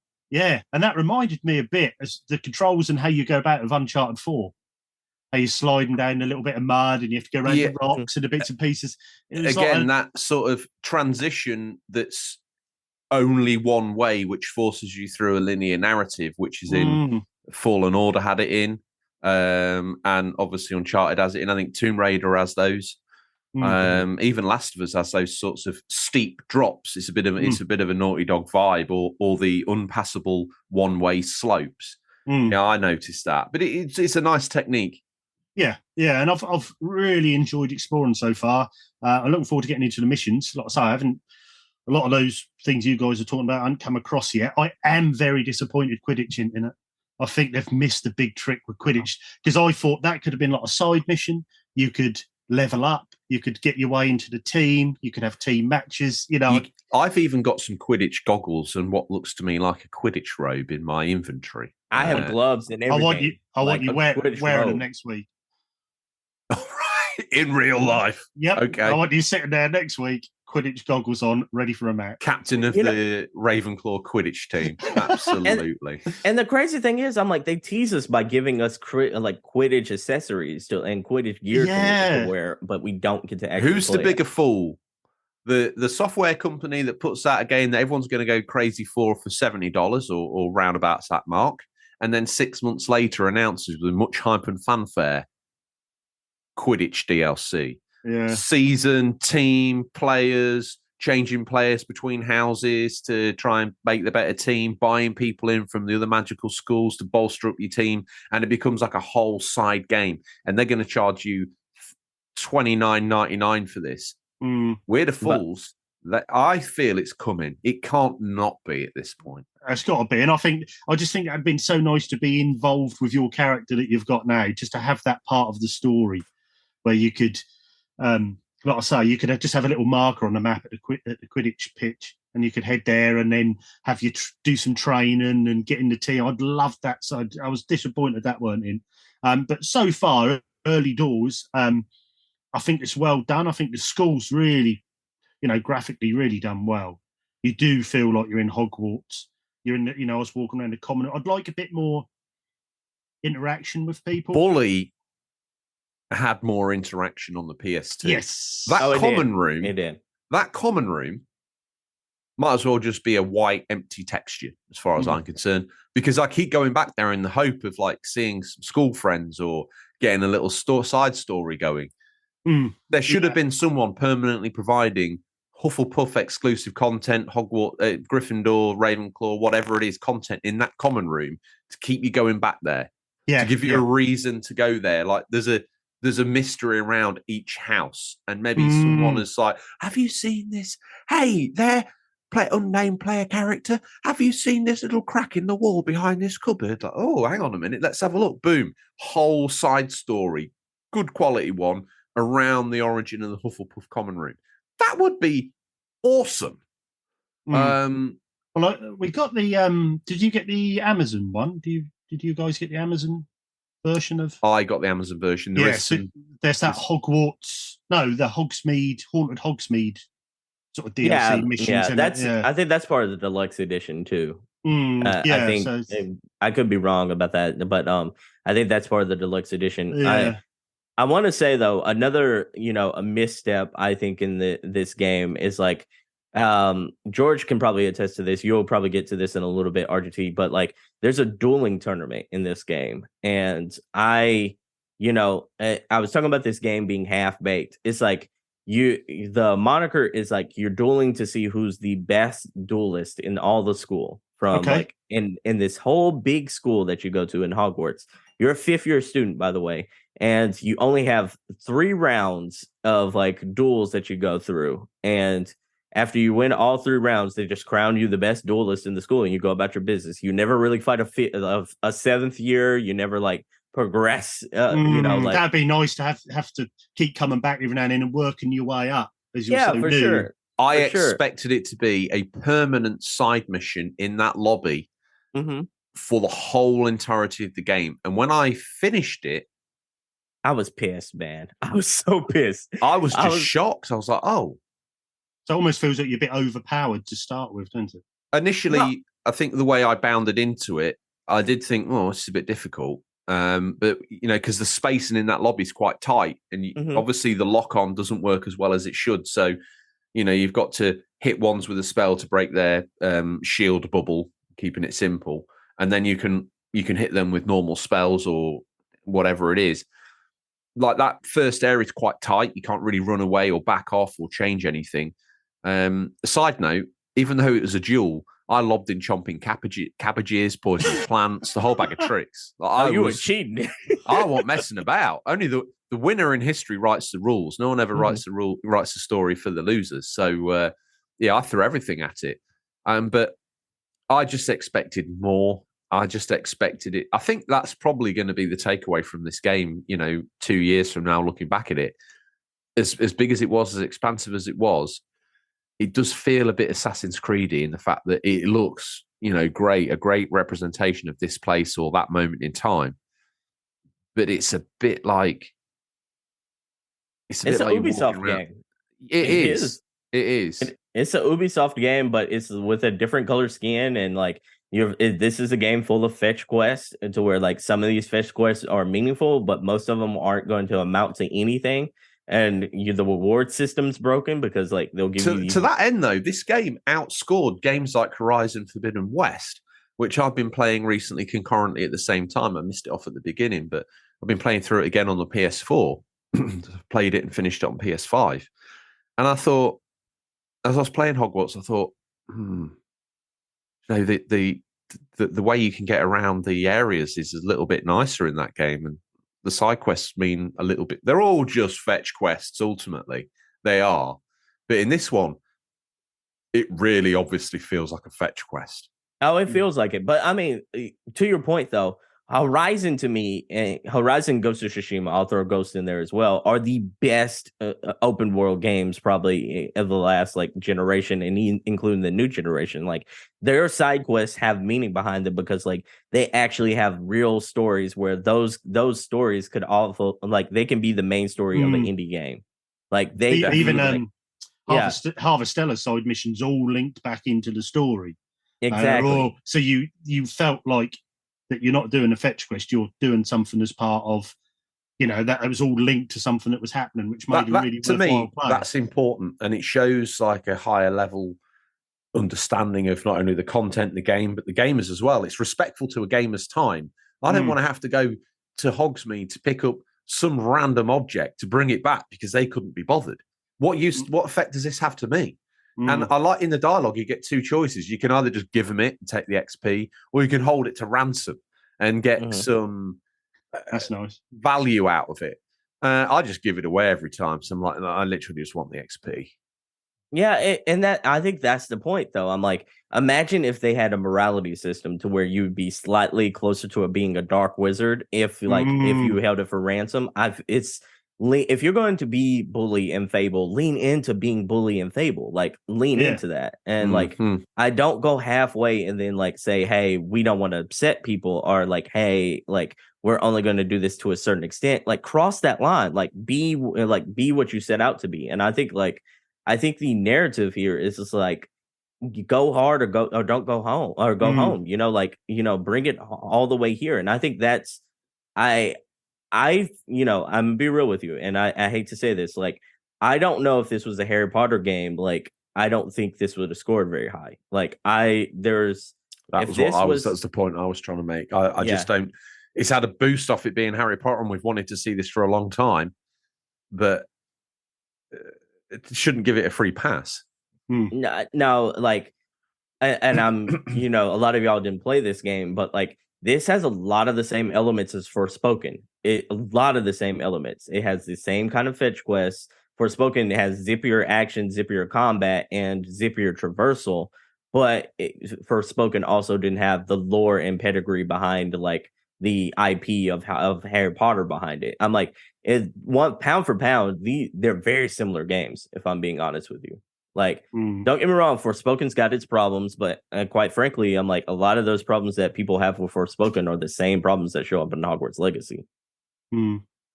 This starts to sound like we're not liking this game, but do you know what's annoying is I'm enjoying it. I'm really loving it. I know it doesn't sound like we are when you listen to what we're saying on the show, but I'm really loving it. And it's one of those games that I think that's more than the sum of its parts. On the subject of that, I went with just whatever template. I just clicked go. I'm not that big into character creation, to be honest, because I can't do it anywhere near as well as the games can do it. So I just went with the default character. I even slapped some glasses on him. It just felt right in 1890s England for him to be wearing glasses. What's your character creation scenario been like, gentlemen? RGT, who are you running round as? A bit similar to me. I've got some glasses similar to mine, done my hair a bit similar, and that was it. Okay. So, other than that, I'm pretty generic as the character. I don't do much character. I'm the guy who played through as Vanilla Shepherd in all the Mass Effects. You know, that's the guy I am. Yeah. Seb, tell me about your character creation, and did you delve into that suite, and what did you get from it, or did you just go template?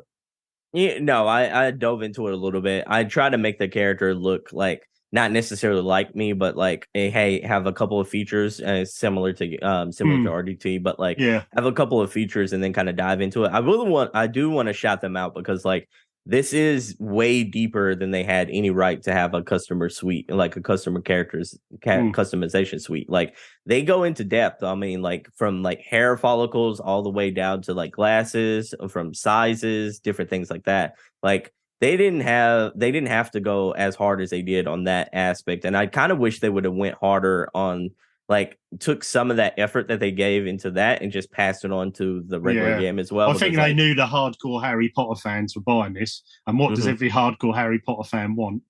They want to be study at Hogwarts. Yeah. They want to be in Hogwarts. So I think they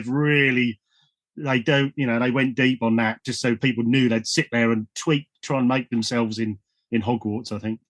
Yeah, the crazy thing is I really enjoy the customization options that they give to you here, but like my big takeaway from like that aspect is like maybe that was resources that could have been better spent in other areas, better. And I'm glad for people who can make themselves look exactly like the wizard they want to be, but like I almost would rather have a fleshed out combat system that would have given you more abilities, more powers. I would have almost rather have a morality system that would have gave you a better sense of like, hey, this is what it's really like to live in this world, and there are consequences to all your actions, because like there are stories. To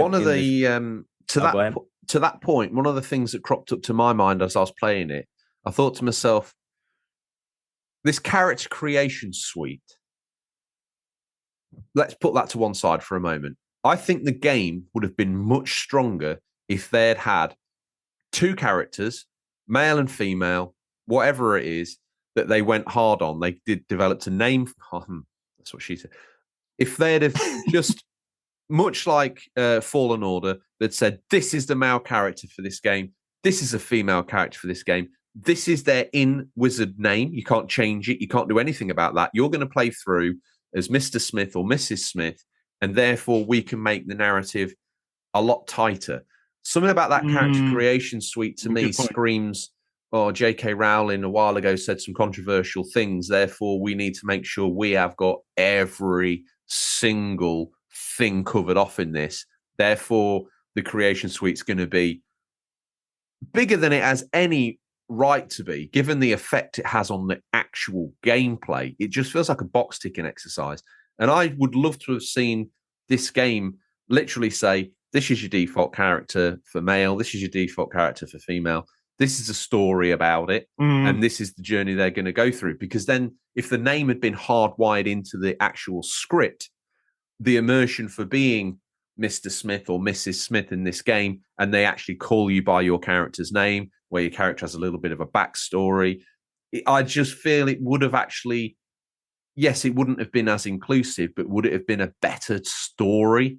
Yes, I think it would have. It would have been, but I mean, like, that's just narrative direction. It's just like I could say that about any game where there's a custom character almost involved into it. And I believe that to be the true as well. For an example, Outer Worlds, I keep forgetting these games and what you've been playing. I've been dabbling in and out of Outer Worlds. You can spend ages in the character creation suite, much like Cyberpunk. What's the point? I never see him.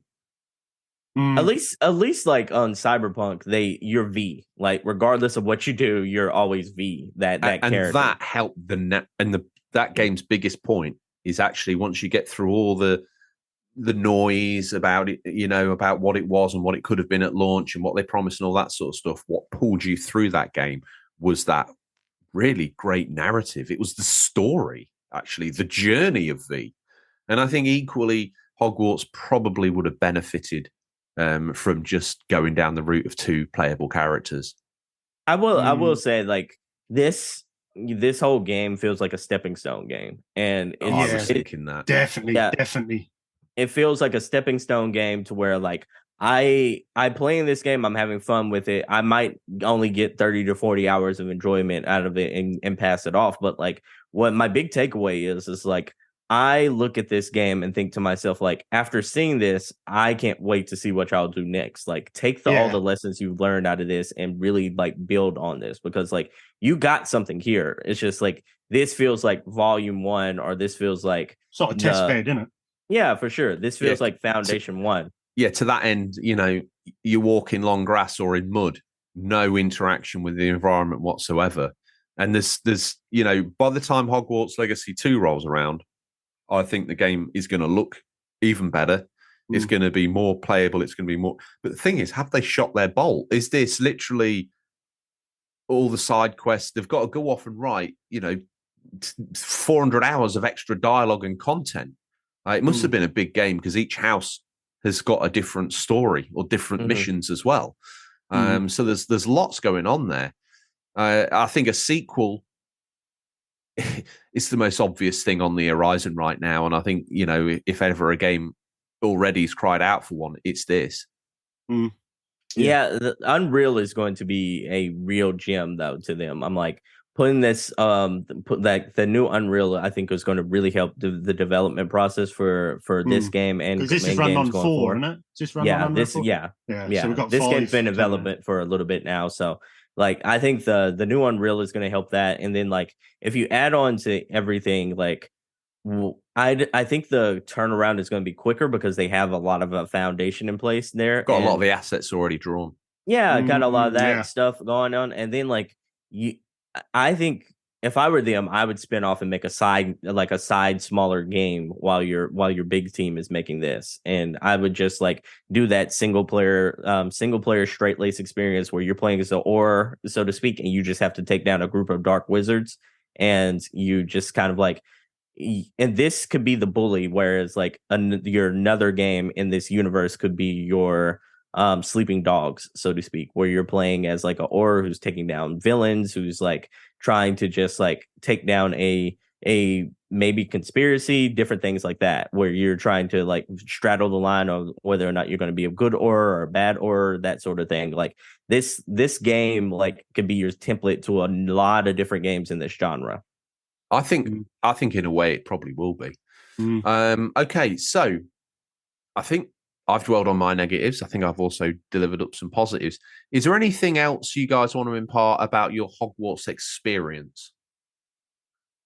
It's worth playing. The game's definitely worth playing if you're a Harry Potter fan. Like, if you like the game, if you like the books, if you always wanted to play a game in this universe, check this game out. Like, it's worth the price of admission. It's just there are some faults with it, and just knows it comes with some caveats. I'm going to throw in another addition to that to say that even if you're not that keen on Harry Potter, there's enough of a loop of a game in there. I know I've moaned about the fetch quest and everything, but if you're thinking, I could do another open world game, I'm sort of between Assassin's Creed right now and blah, blah, blah, blah, blah, blah, blah. This is your best next game, okay? Yeah, It's definitely. got that sort of kinetic combat. It's got the fetch quest. It's got the open world. If you don't know anything about Harry Potter, but you're mildly curious and looking for a new game, I think this one could do you well. Definitely. And you'd be into Harry Potter by the end of it, for sure. For sure. Yeah. So people check this game out. It's like, it's worth it. And if you feel like this game isn't quite in your bag, but you kind of want to check it out, I'm like, wait 4 months for a sale and then get it. But definitely check this one game out if you're at least the least bit curious. RGT, what's your parting thoughts on this one? I think you're bang on it. If you're not into Harry Potter, but you're into your Ubisoft stuff, if you're into your Assassin's Creeds and bits and pieces like that, this could be right up your street. You don't need to know a lot about Harry Potter to get into this game. It's quite an easy pick up and play and get into. Seems a really good open world so far. Hogwarts is brilliant. If you like that sort of exploration and open world, yeah, I recommend anyone to play it. Like you said, I think, one last thing. The enemy variety needs work. Like, good Lord. Once you hit that 10-hour mark, you start running into the same 5 enemies. Yeah, really? That's... I don't know what more they could have done, but yeah, that is frustrating. And they're all... It's not even though they've got really any variance. And to that again, it's immersion breaking. I don't know where they've put their time into the open world or where. Obviously, it's a very expansive game, so it's easy to see where the time went. But I'm beating on it again. I shouldn't beat on it. We're saying good things about this game right now. Beautiful game. This is the most 7 feeling game that feels like it punches above a 7. Like it's like if I had to score it right now, it's an easy 7. But it feels like just the lore and everything they deliver feels like a 8 or 9. But it's a 7 feeling video game. You know, like everything about this feels like the game itself feels mid, but like the lore and the aesthetic pulls it to a higher plateau. Yeah, completely. I think in that way, the review scores make... Thing is, I'm doing all this talking. Well, I'm just thinking about when I can next get my hands on it. You know, Well, I'll be playing this afternoon. It's magical in a way. It shouldn't. It's more than the sum of its parts. Very much like, you know, Potter lore in the first place. But I think I'm excited to see how it plays out. I'm very, very excited for the inevitable sequel because I think that will be absolutely gangbuster as far as this game goes. This is video games fast food, like to the T, to where like you're not expecting a gourmet meal. Like you're playing this, you're enjoying it. You'll keep going right back to your McDonald's or Burger King, what have you, because like you know what you're gonna get and you like what you're getting there. But like this isn't like the creme de la cremes of like the world. You know you're not getting a 5 out of 5 like chef meal there. Like you're not going and you're not getting a steak or filet mignon from like a fancy sort of restaurant that is like PlayStation's Ghost of Tsushima or Horizon Forbidden West. Like this is video game fast food, but it is really good fast food. Yeah, definitely. And I think also with Harry Potter as such a tight story and how many years it's been going and the fans know it inside out. So yeah, we are being critical in little areas, but I think you're going to because it's got such a base to it. You're always going to look at them little areas, you know, them little nooks and crannies and just make sure that's as close to a Hogwarts sort of life as you can get, really. But definitely, even if like I say, even if you're not in Harry Potter, if you like open world, just give it a go, definitely. Okay, well, that draws a line under. Is Hogwarts the best licensed game of the year? Spider-Man is going to beat it. Spider-Man's going to beat it. Star Wars could possibly beat it. Yeah, I think Star Wars. I think both are going to beat it, but I think Spider-Man's probably going to be the creme de la creme. But like, I think the takeaway from that though is this is just 3 licensed games, and with a myriad of other bigger games and larger experiences and tech and other stuff that's coming out this year. This is going to be a cracking year in video games. A man that does well out of cracking years in video games is the Ray. Oh yeah, oh yeah. I don't know if you guys have noticed, but there's a rumble at the bottom of the driveway. It's time for a peek in what we affectionately call Stingray's boot. What's nestled between some counterfeit nappies and a dodgy copy of Battlefriend All this week. These are new release highlights for the week February 13th, February the 19th, 2023. Listeners, these are out in digital, physical, or will be by the time this podcast in your feed, but could be. Oh, they could be. Region dependent. Here he is, Springstop. Wow, whoa. You, Bobaloba, if you're listening to this point. If not, Bobaloba's mother, we're very grateful. Mikey Wrestling, we need to incorporate him into the show now. He's popped up in the Discord. Yeah.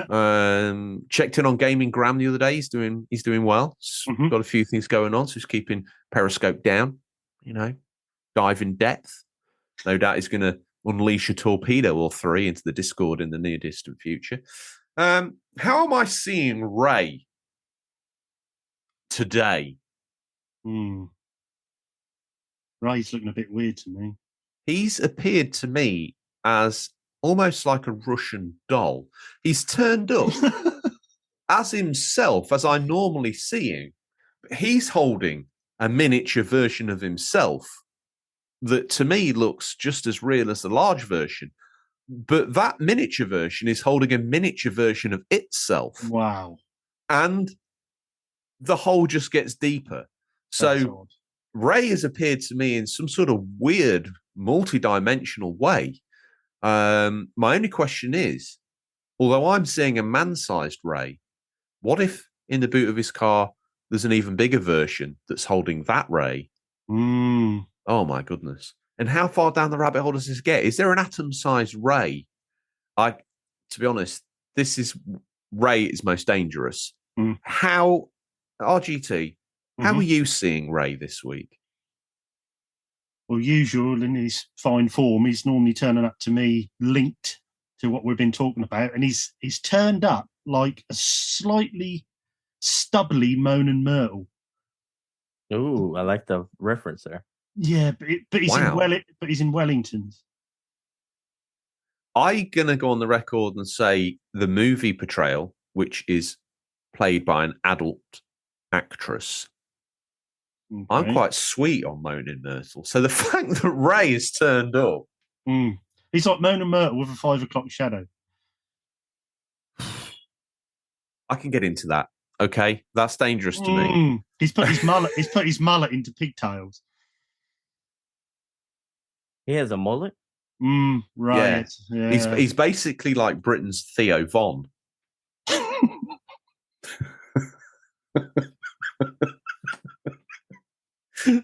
Seb, how are you seeing this wonderful character? You know, Ray to me, do you know the character of Chun-Li from Street Fighter? Yeah. Chun-Li. Chun-Li, thank you. I said Lin. But anyways, yeah, Ray's wearing that outfit. He still looks like a upside down bowling pin wearing that outfit. And wow. And yeah. But you know, for some reason, the Ray kind of has this sour expression on his face, like that he expects great things out of all of us. And yeah, it's crazy. He has a sour face. He's still the upside down bowling pin, like built looking Ray. He's just wearing that outfit and everything like that. It is a scary looking Ray today. He's not in Crocs again, is he? No. Oh, He's actually no. He's wearing the Japanese style sandals to where like they're the wooden blocks. Yeah. The wooden sandals. He's wearing those.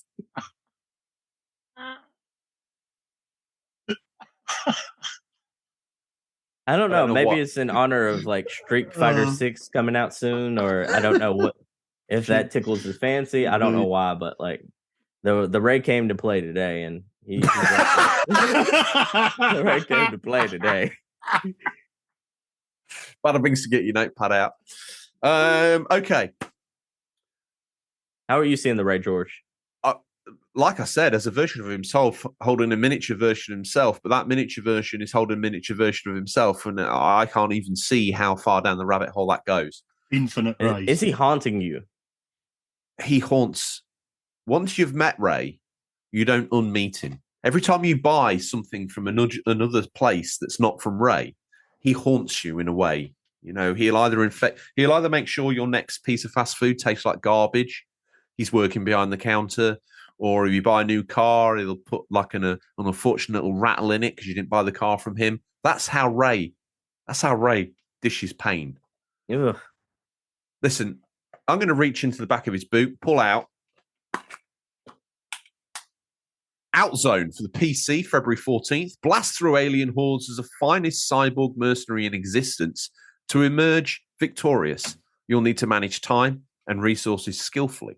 Tower Plan's run and gun smash hit finally arrives on PC, reloaded with new features, quality of life extras. That's not my mummy, Ray. Let me have a little look. I don't know what my mummy is going to be, Ray. But that's not my issue right now. Gentlemen, what are you taking out the boot next? 10 dates: PC, PS5, Xbox Series X, PS4, Xbox One, Switch, and probably the Commodore 64. February 14th, 10 Dates is the sequel to the interactive rom-com 5 Dates. Misha, a millennial from London in search of that elusive in-person connection, tricks her best friend Ryan into going to a speed dating event with her. Well, that sounds a bit random, that one. I think that sounds right up your alley. All right, the next one is Truxton for PC. Before you start on that, okay, RGT, is Truxton, do you think, the cyberpunk version of Trumpton? Might well be. It would be odd if it was. Cyberpunk Trumpton. Truxton. Yeah. I'm just throwing it out there. Seb's like, what is this? I was like, I don't even know right now, Seb. It's like an ancient kids' TV show. But tell me about Truxton, RGT. That's Seb reading Truxton. Oh, God, sorry. It is. It's all right. That's all He's good. even more confused now, isn't he? Yeah, just a wee bit. The ruthless Gideons invite you to an explosive space scramble. Head into the mighty super fighter and disintegrate your foes in all directions with various upgradable weapons. Talapalan's no frills vertical shooter Truxton speeds onto PC with new features and quality life updates. I'll take the next one as well. Toaplan. They've been busy this week, haven't they? Ray's done a deal with Toaplan here. Tell me about the next one. All right, I got the next one as well. Twin Cobra for PC for February 14th. Blast platoons of tanks into smoking craters and conquer air and sea from the sky's fastest attack choppers. Toaplan's coin op. My goodness, Toaplan's on a roll. For K. For K. Coin op shooter Twin Cobra flies to PC with fresh features and quality of life updates. Oh, they've been cracking out the overtime this week. Hang on, I've just noticed something there. What's this next game? Is Zero Wing on the I tell you what, if you want to get sweet to your Valentine, what you need to do is you need to make sure you've got Toaplan's quad destruction going on. Because we've got Zero Wing, February 14th. Defend the galaxy from vicious space pirates, seize your foes, and fire them back at their allies for devastating destruction in Toaplan. Crikey, Ray. Early retirement plan, dear pal. Toaplan's legendary horizontal arcade shooter and source. I just kicked my mic stand. Of the popular meme, all your base are belong to us. That was Toaplan putting a laser. You were dodging the laser. Aiming I think that was Ray hurting me for commenting on his ever-decreasing size. Who's next? RGT. Wanted Dead. PC, PS5, Xbox Series of consoles, PS4, Xbox One, February 14th. Wanted Dead is a new hybrid slasher shooter from the makers of Ninja Gaiden and Dead or Alive. The game follows a week in the life of the zombie unit, an elite Hong Kong police squad on a mission to uncover a major corporate conspiracy. I quite like the sound of that. Might be more. Hey, it looks dope. I mean, check out the trailer for this game. This game looks fun. Absolutely fun. I think that could be my mummy. Yeah, it has a very Metal Gear kind of vibe too. I think that's a good call. I'm going to go out on a limb here and say, not the next game, but the one after. I'm going to throw my hat down. Say it's a mummy for me. I said Metal Gear. I meant it's not Metal Gear. It has a Devil May Cry kind of vibe. It's like DMC kind of mixed in with the Dead Rising kind of vibe. It looks like a really good time. I can't wait to get my hands on this one. So this one for you, the next one is Wild West Dynasty for PC, February 16th. Cowboys, settlers, and gunslingers. Build your own ranch, grow it into a settlement, and soon more settlers will join you in your quest for happiness and prosperity. Will you manage to build a Wild West dynasty, or will you end up in the gallows? You should have done that in a full-on cowboys, settlers, and gunslingers. Okay. Let's see. Are you saying because I'm Texas that I would have a Texas accent and bring that kind of flavor to that kind of game? I don't know, but business just picked up, so I'm all on board for this. All right, ladies and gentlemen, we got Wild West Dynasty for the PC on February 16th. Cowboys, settlers, and gunslingers, bring your own ranch, grow it into a settlement, and soon more settlers will join you. I tell you what, will you join in your quest for happiness and prosperity? Will you manage to build a Wild West Dynasty, or will you end up on the gallows? I tell you what, man, that's darn true. Okay, RGT, you need to do Pharaoh a New Era in an Egyptian voice. Oh, come on. I don't know, because I'll offend people. I'm not doing that. I don't even know what that would sound like. No, actually, you could do it in an Egyptian voice. Where you go? Pharaoh a New Era. That's actually good.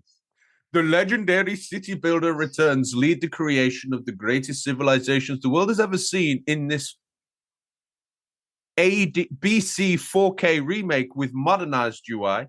Build your monument, manage your population through hundreds of hours of gameplay, and explore 4,000 years of history, through more than 50 missions. You know, at first it sounded very Indian, and then I kind of heard the Egyptian. Yeah, kind of I don't know, good. nor does anyone know what an ancient Egyptian might sound like. I was also trying to set them up with some sort of slogan, the 4K BC or 4 BC 4K textures, but it fell on. That's why they didn't do it. It all pales in comparison to 4K anyways, so it doesn't matter. Who's next? Is it me? I cannot wait to see you Photoshop to be covered in fur. Or maybe I don't give a 4K about what you're saying, or maybe other gaming engines don't matter because I've got my 4K baby. We need a shirt that says 4K or bust. 4K or bust. Maybe a picture of you like that. Yeah, if it's not 4K, it's not me. Wow. I don't know whose turn it is, but I'm going to have a go at this. It's Gigantosaurus Dino Kart. Now this. Right up your alley, George. Coming out on the PC, the PS5, the Xbox Series, the consoles, the PS4, the Xbox One, its brethren, the Xbox One X, and the Switch, OLED, Lite, and OG.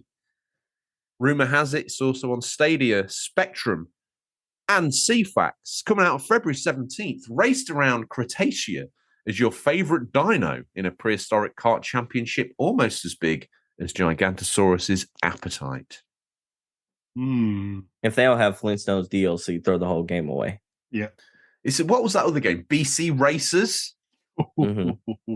There's a little throwback. Why, where'd you dig that out? Where'd you dig up that? BC Racers. Yeah. Played that on the old Jaguar. Jag.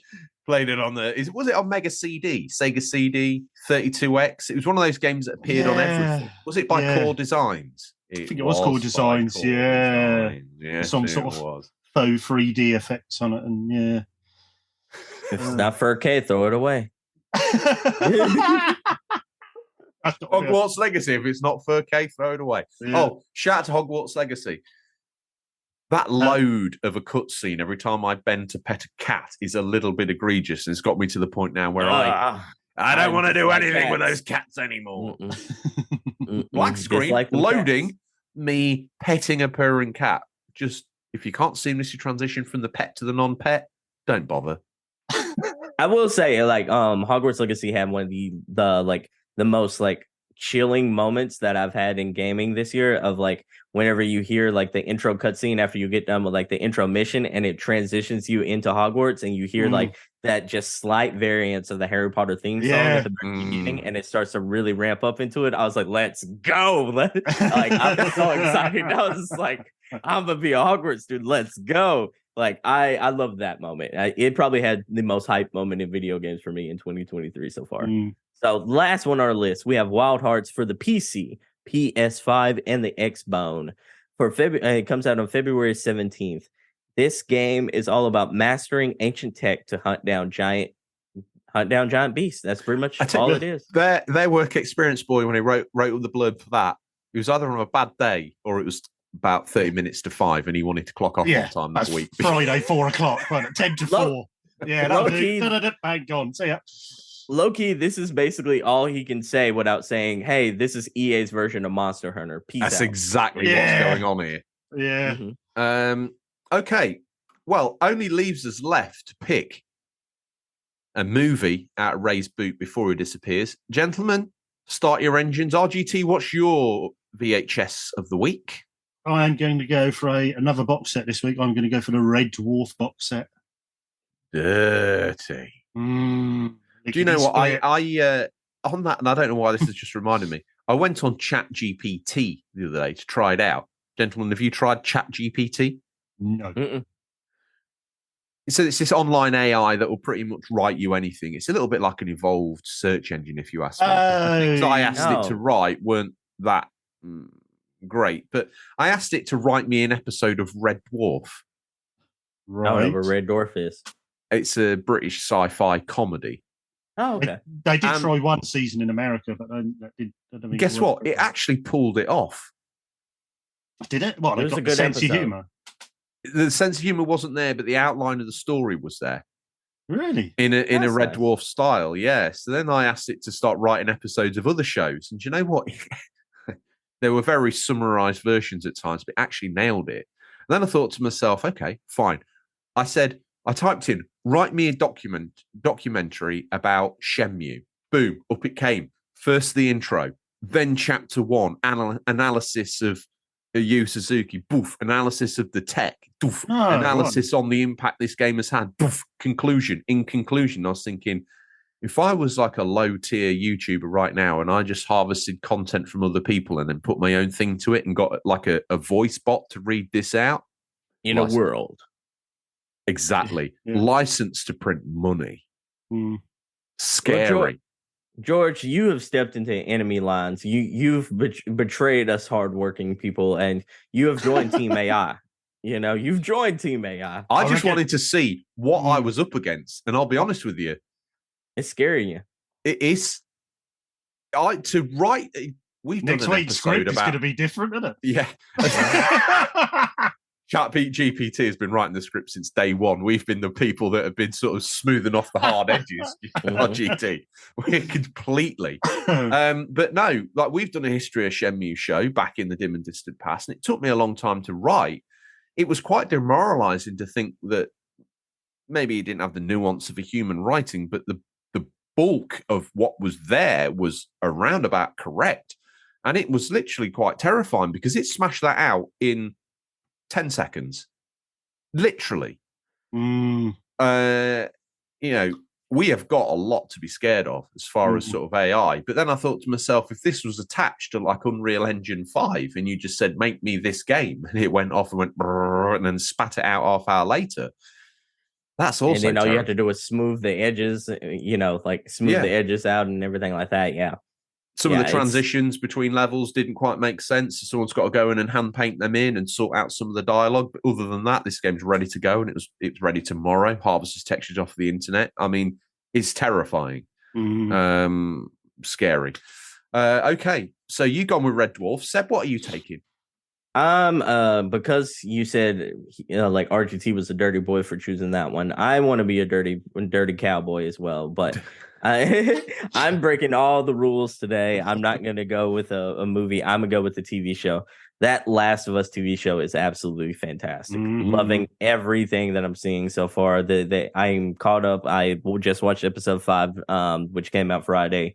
Absolutely fantastic. I love the iterations that they're going with. I love some of the like side deviations that they're taking from like the main story. I'm enjoying everything about that show. So I think the nod is what Neil Druckmann has done. I think is absolutely phenomenal in that series. Is if you've never played The Last of Us, you can watch this and enjoy it. If you're really into the games, there's loads of little nods just to say to the gamers, we know what you know what this bit means. You know when she looks there, what she's looking at. There's and even to link to Last of Us 2. So cleverly done. I think just, genius.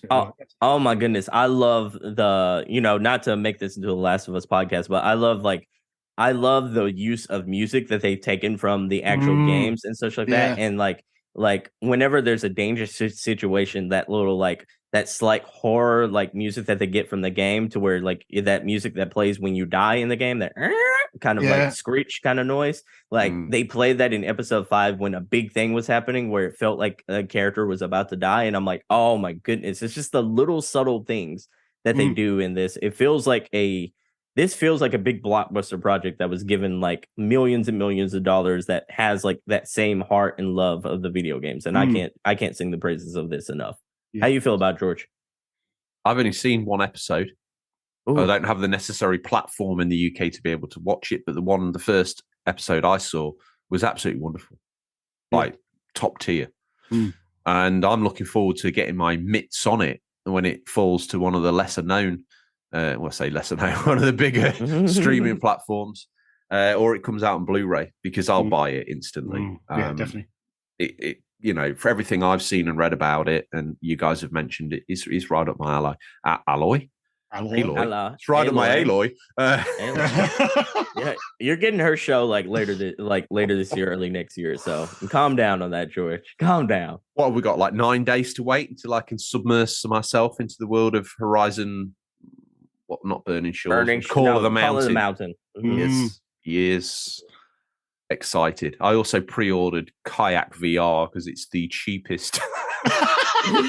Yeah, just be honest while you ordered it. I've got PSVR coming in the box with I needed something. I tell you one thing about that I'm quite disappointed with. Like, yeah, they've made sure there's loads of games that you've probably already got, potentially, but maybe not. GT7 fully playable with VR. No Man's Sky is going to be PSVR 2 compatible out the gates from day one. They've redone Moss and all that stuff. All that costs money.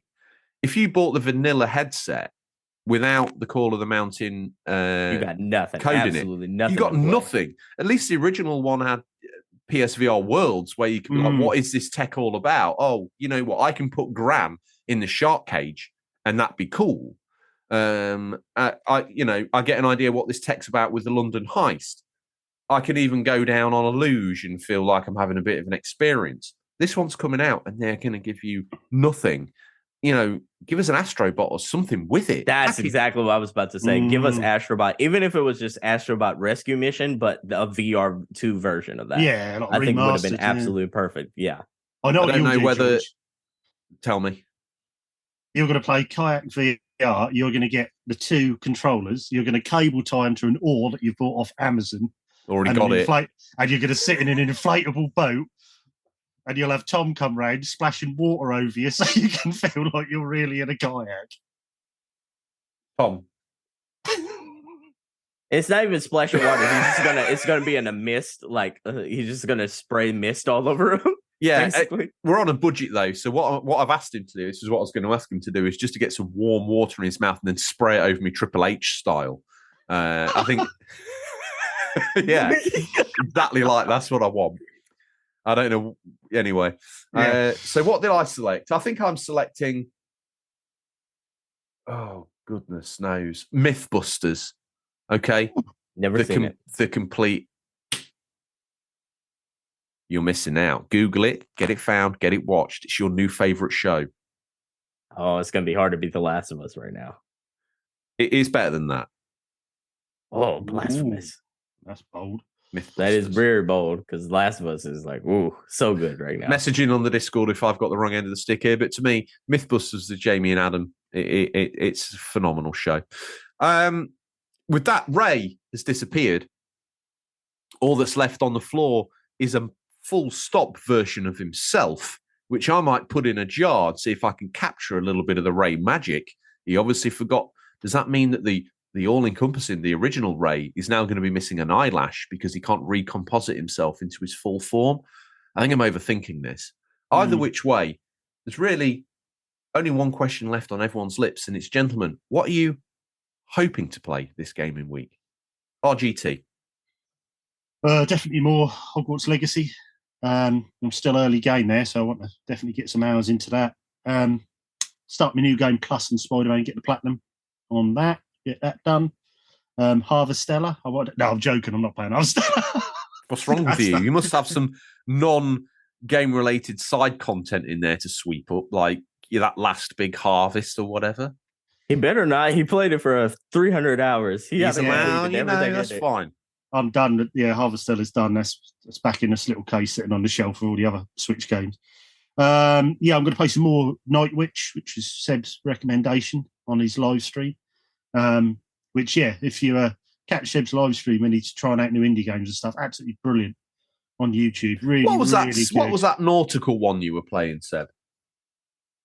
Nautical one. You're talking about Tortuga?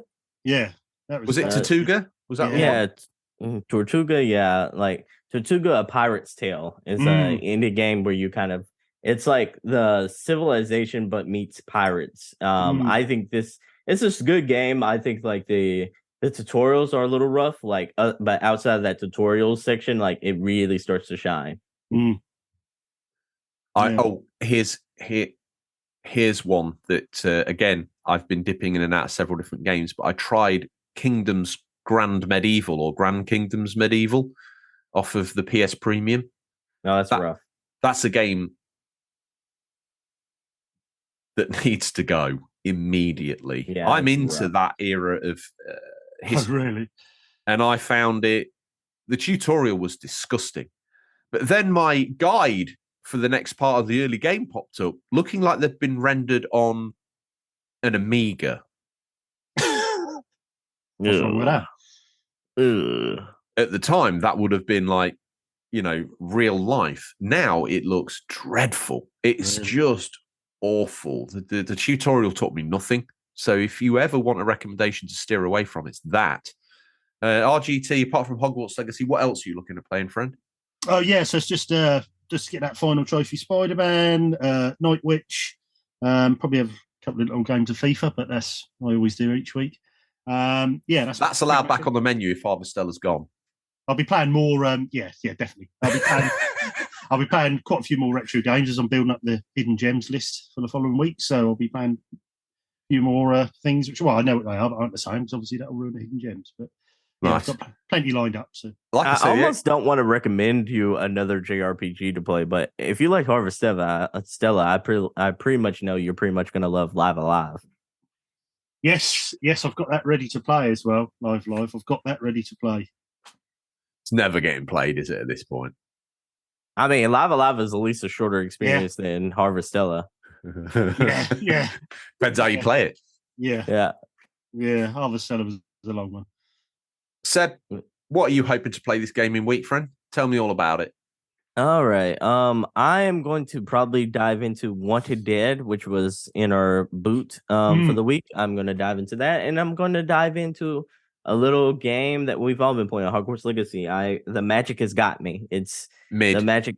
It's pumping in my veins, and I'm like, give me all the mid game that I could possibly want. And this, if I'm being honest, this is the perfect time for it. Like, let us just soak in on that Hogwarts and Harry Potter goodness before like all the beefy good games come out later this year. Because like, even if this is a 7 out of 10, this is the most fun 7 out of 10 I've had in a very long time. So like, give us that, and then like let this hold me over until I can get my hands on a 9 or a 10 out of 10 kind of game.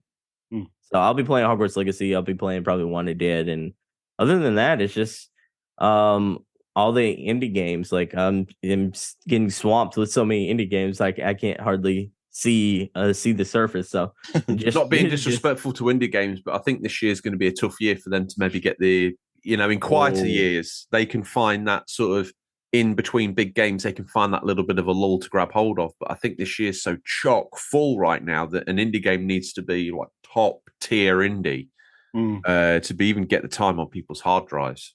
I'd be right there with you if it wasn't the fact that like we don't have any big games coming out this fall, like other than Spider-Man. Like it's Spider-Man, no game is really scheduled for this like fall. That's a big banger. It's only a matter of time before we start to see the flowers blooming and growing in the latter half of this year. There'll be some pushbacks, some delays, and there'll be some surprises.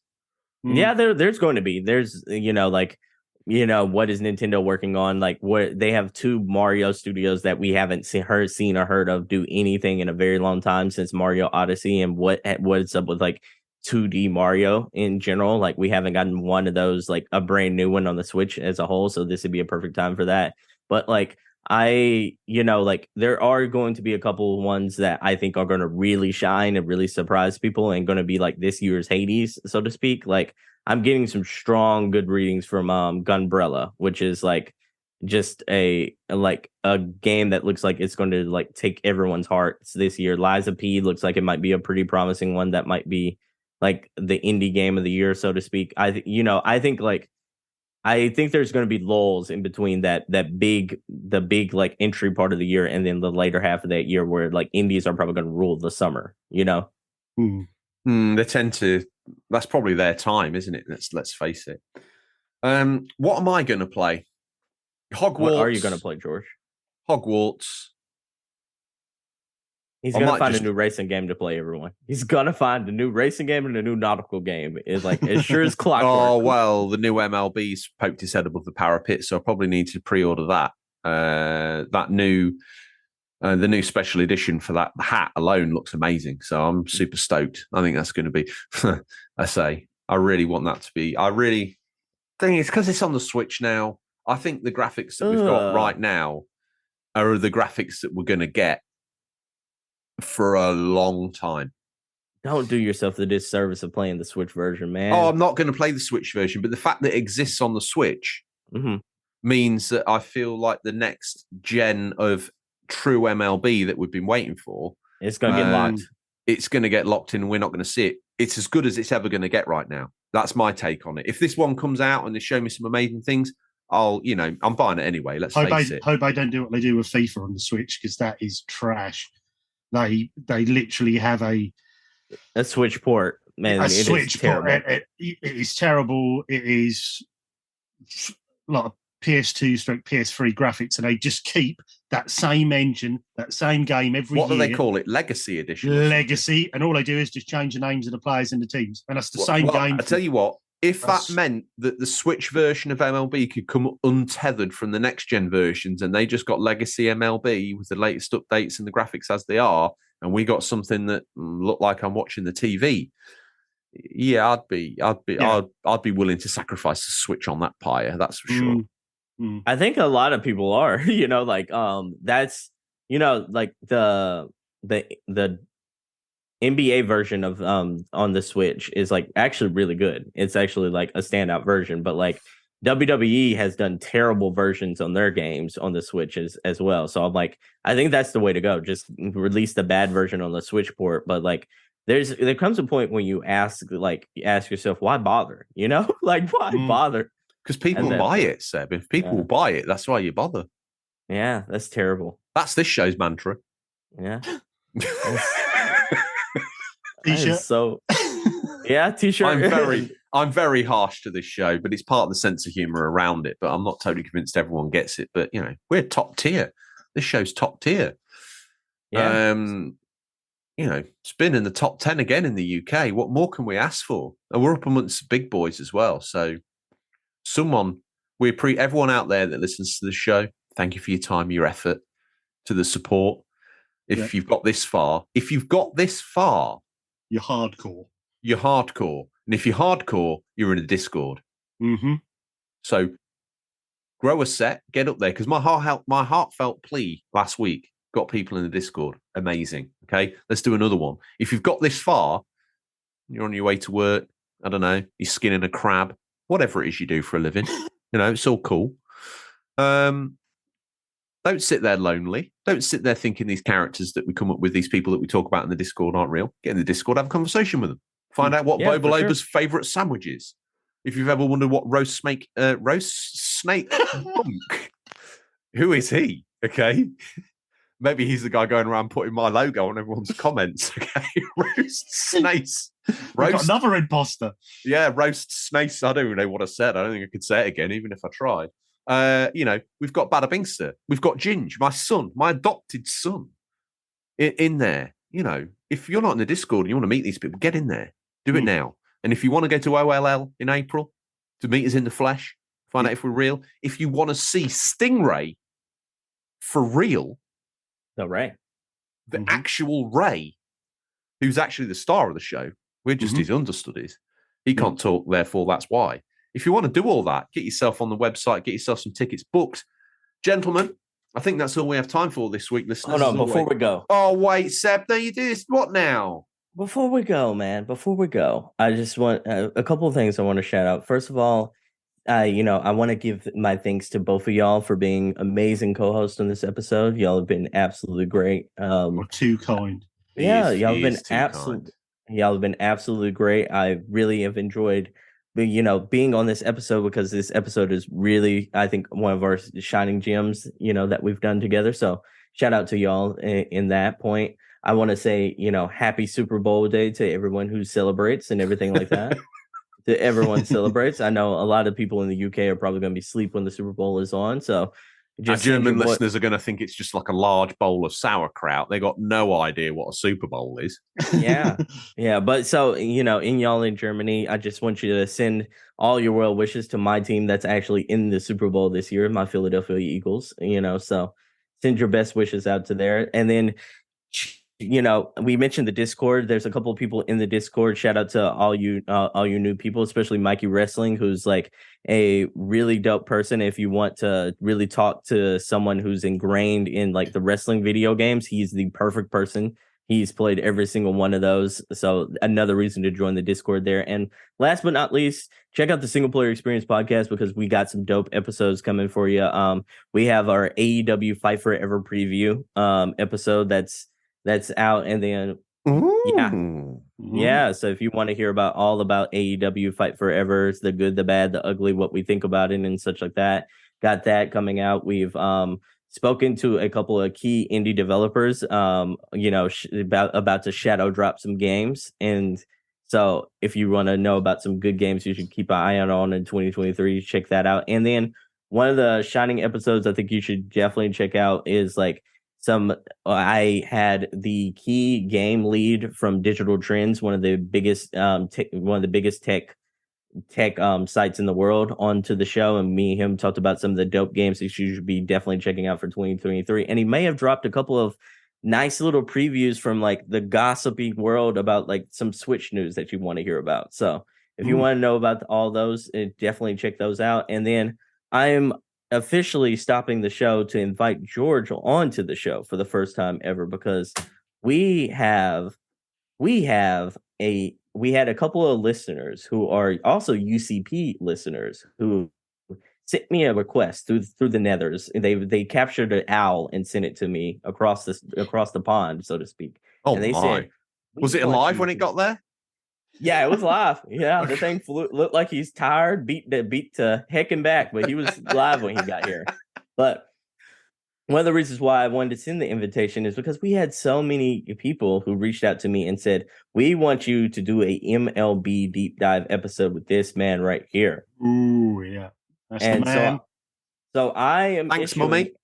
I am issuing a crossover episode invite. Let's do a crossover UCP single player experience episode where we just get deep, dirty, and all the filthy about the MLB. It could be on both platforms. I'm definitely down for it. How do you feel, George?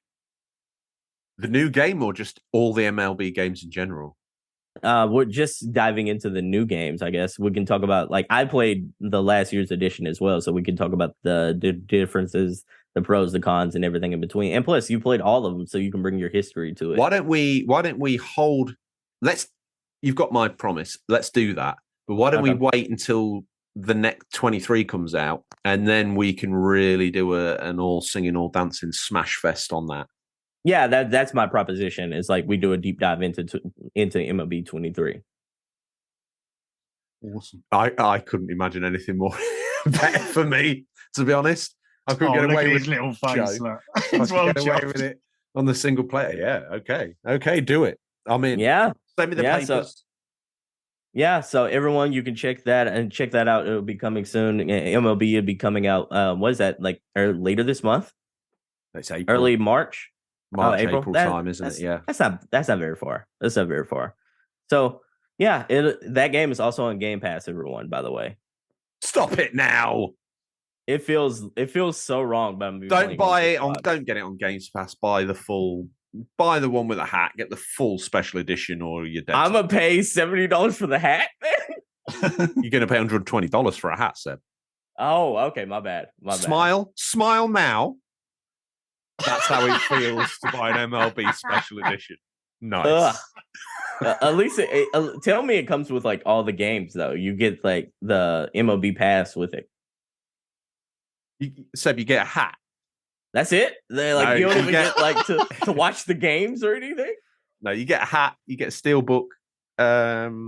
You probably get 4,000 legacy points, whatever drivel that is. That's the section of the game I do not even play at all. There's only one part of the game I play, literally, and it's Road to the Show, which is probably one of the most lacking good. career modes in a sports game. It is nice, but an MLB, we're burning content here. MLB I'm 22 sorry. was amazing because in the first part of it, you were getting these podcasts, very generic, this player this and this player that, but, it made it feel good. But as soon as you got outside of that first season, Oh, it's the rough. podcast stopped and it just reverted back to MLB, what felt like MLB 16 at this point. It got stripped bare. But, that grind of the calendar and your guys sitting in the, that needs to be better, doesn't it? Oh, God. Yeah, it does. It does. Anyway. We'll dive into that later down the road, everyone. We're about to sign off. George, take it away. Okay. Well, are you ready now? Yeah, I'm ready. I'm so sorry. I'm so sorry. 20 minutes later, I'm ready now. You can finish the show now. Okay. All right. Well, that's all we have time for this week, listeners. As always, thank you for your time. Look forward to the pleasure of speaking to you again next week. Until then, happy gaming. And remember, there's nothing wrong with being given the unofficial controller. It's what you do that counts. See you guys. Peace.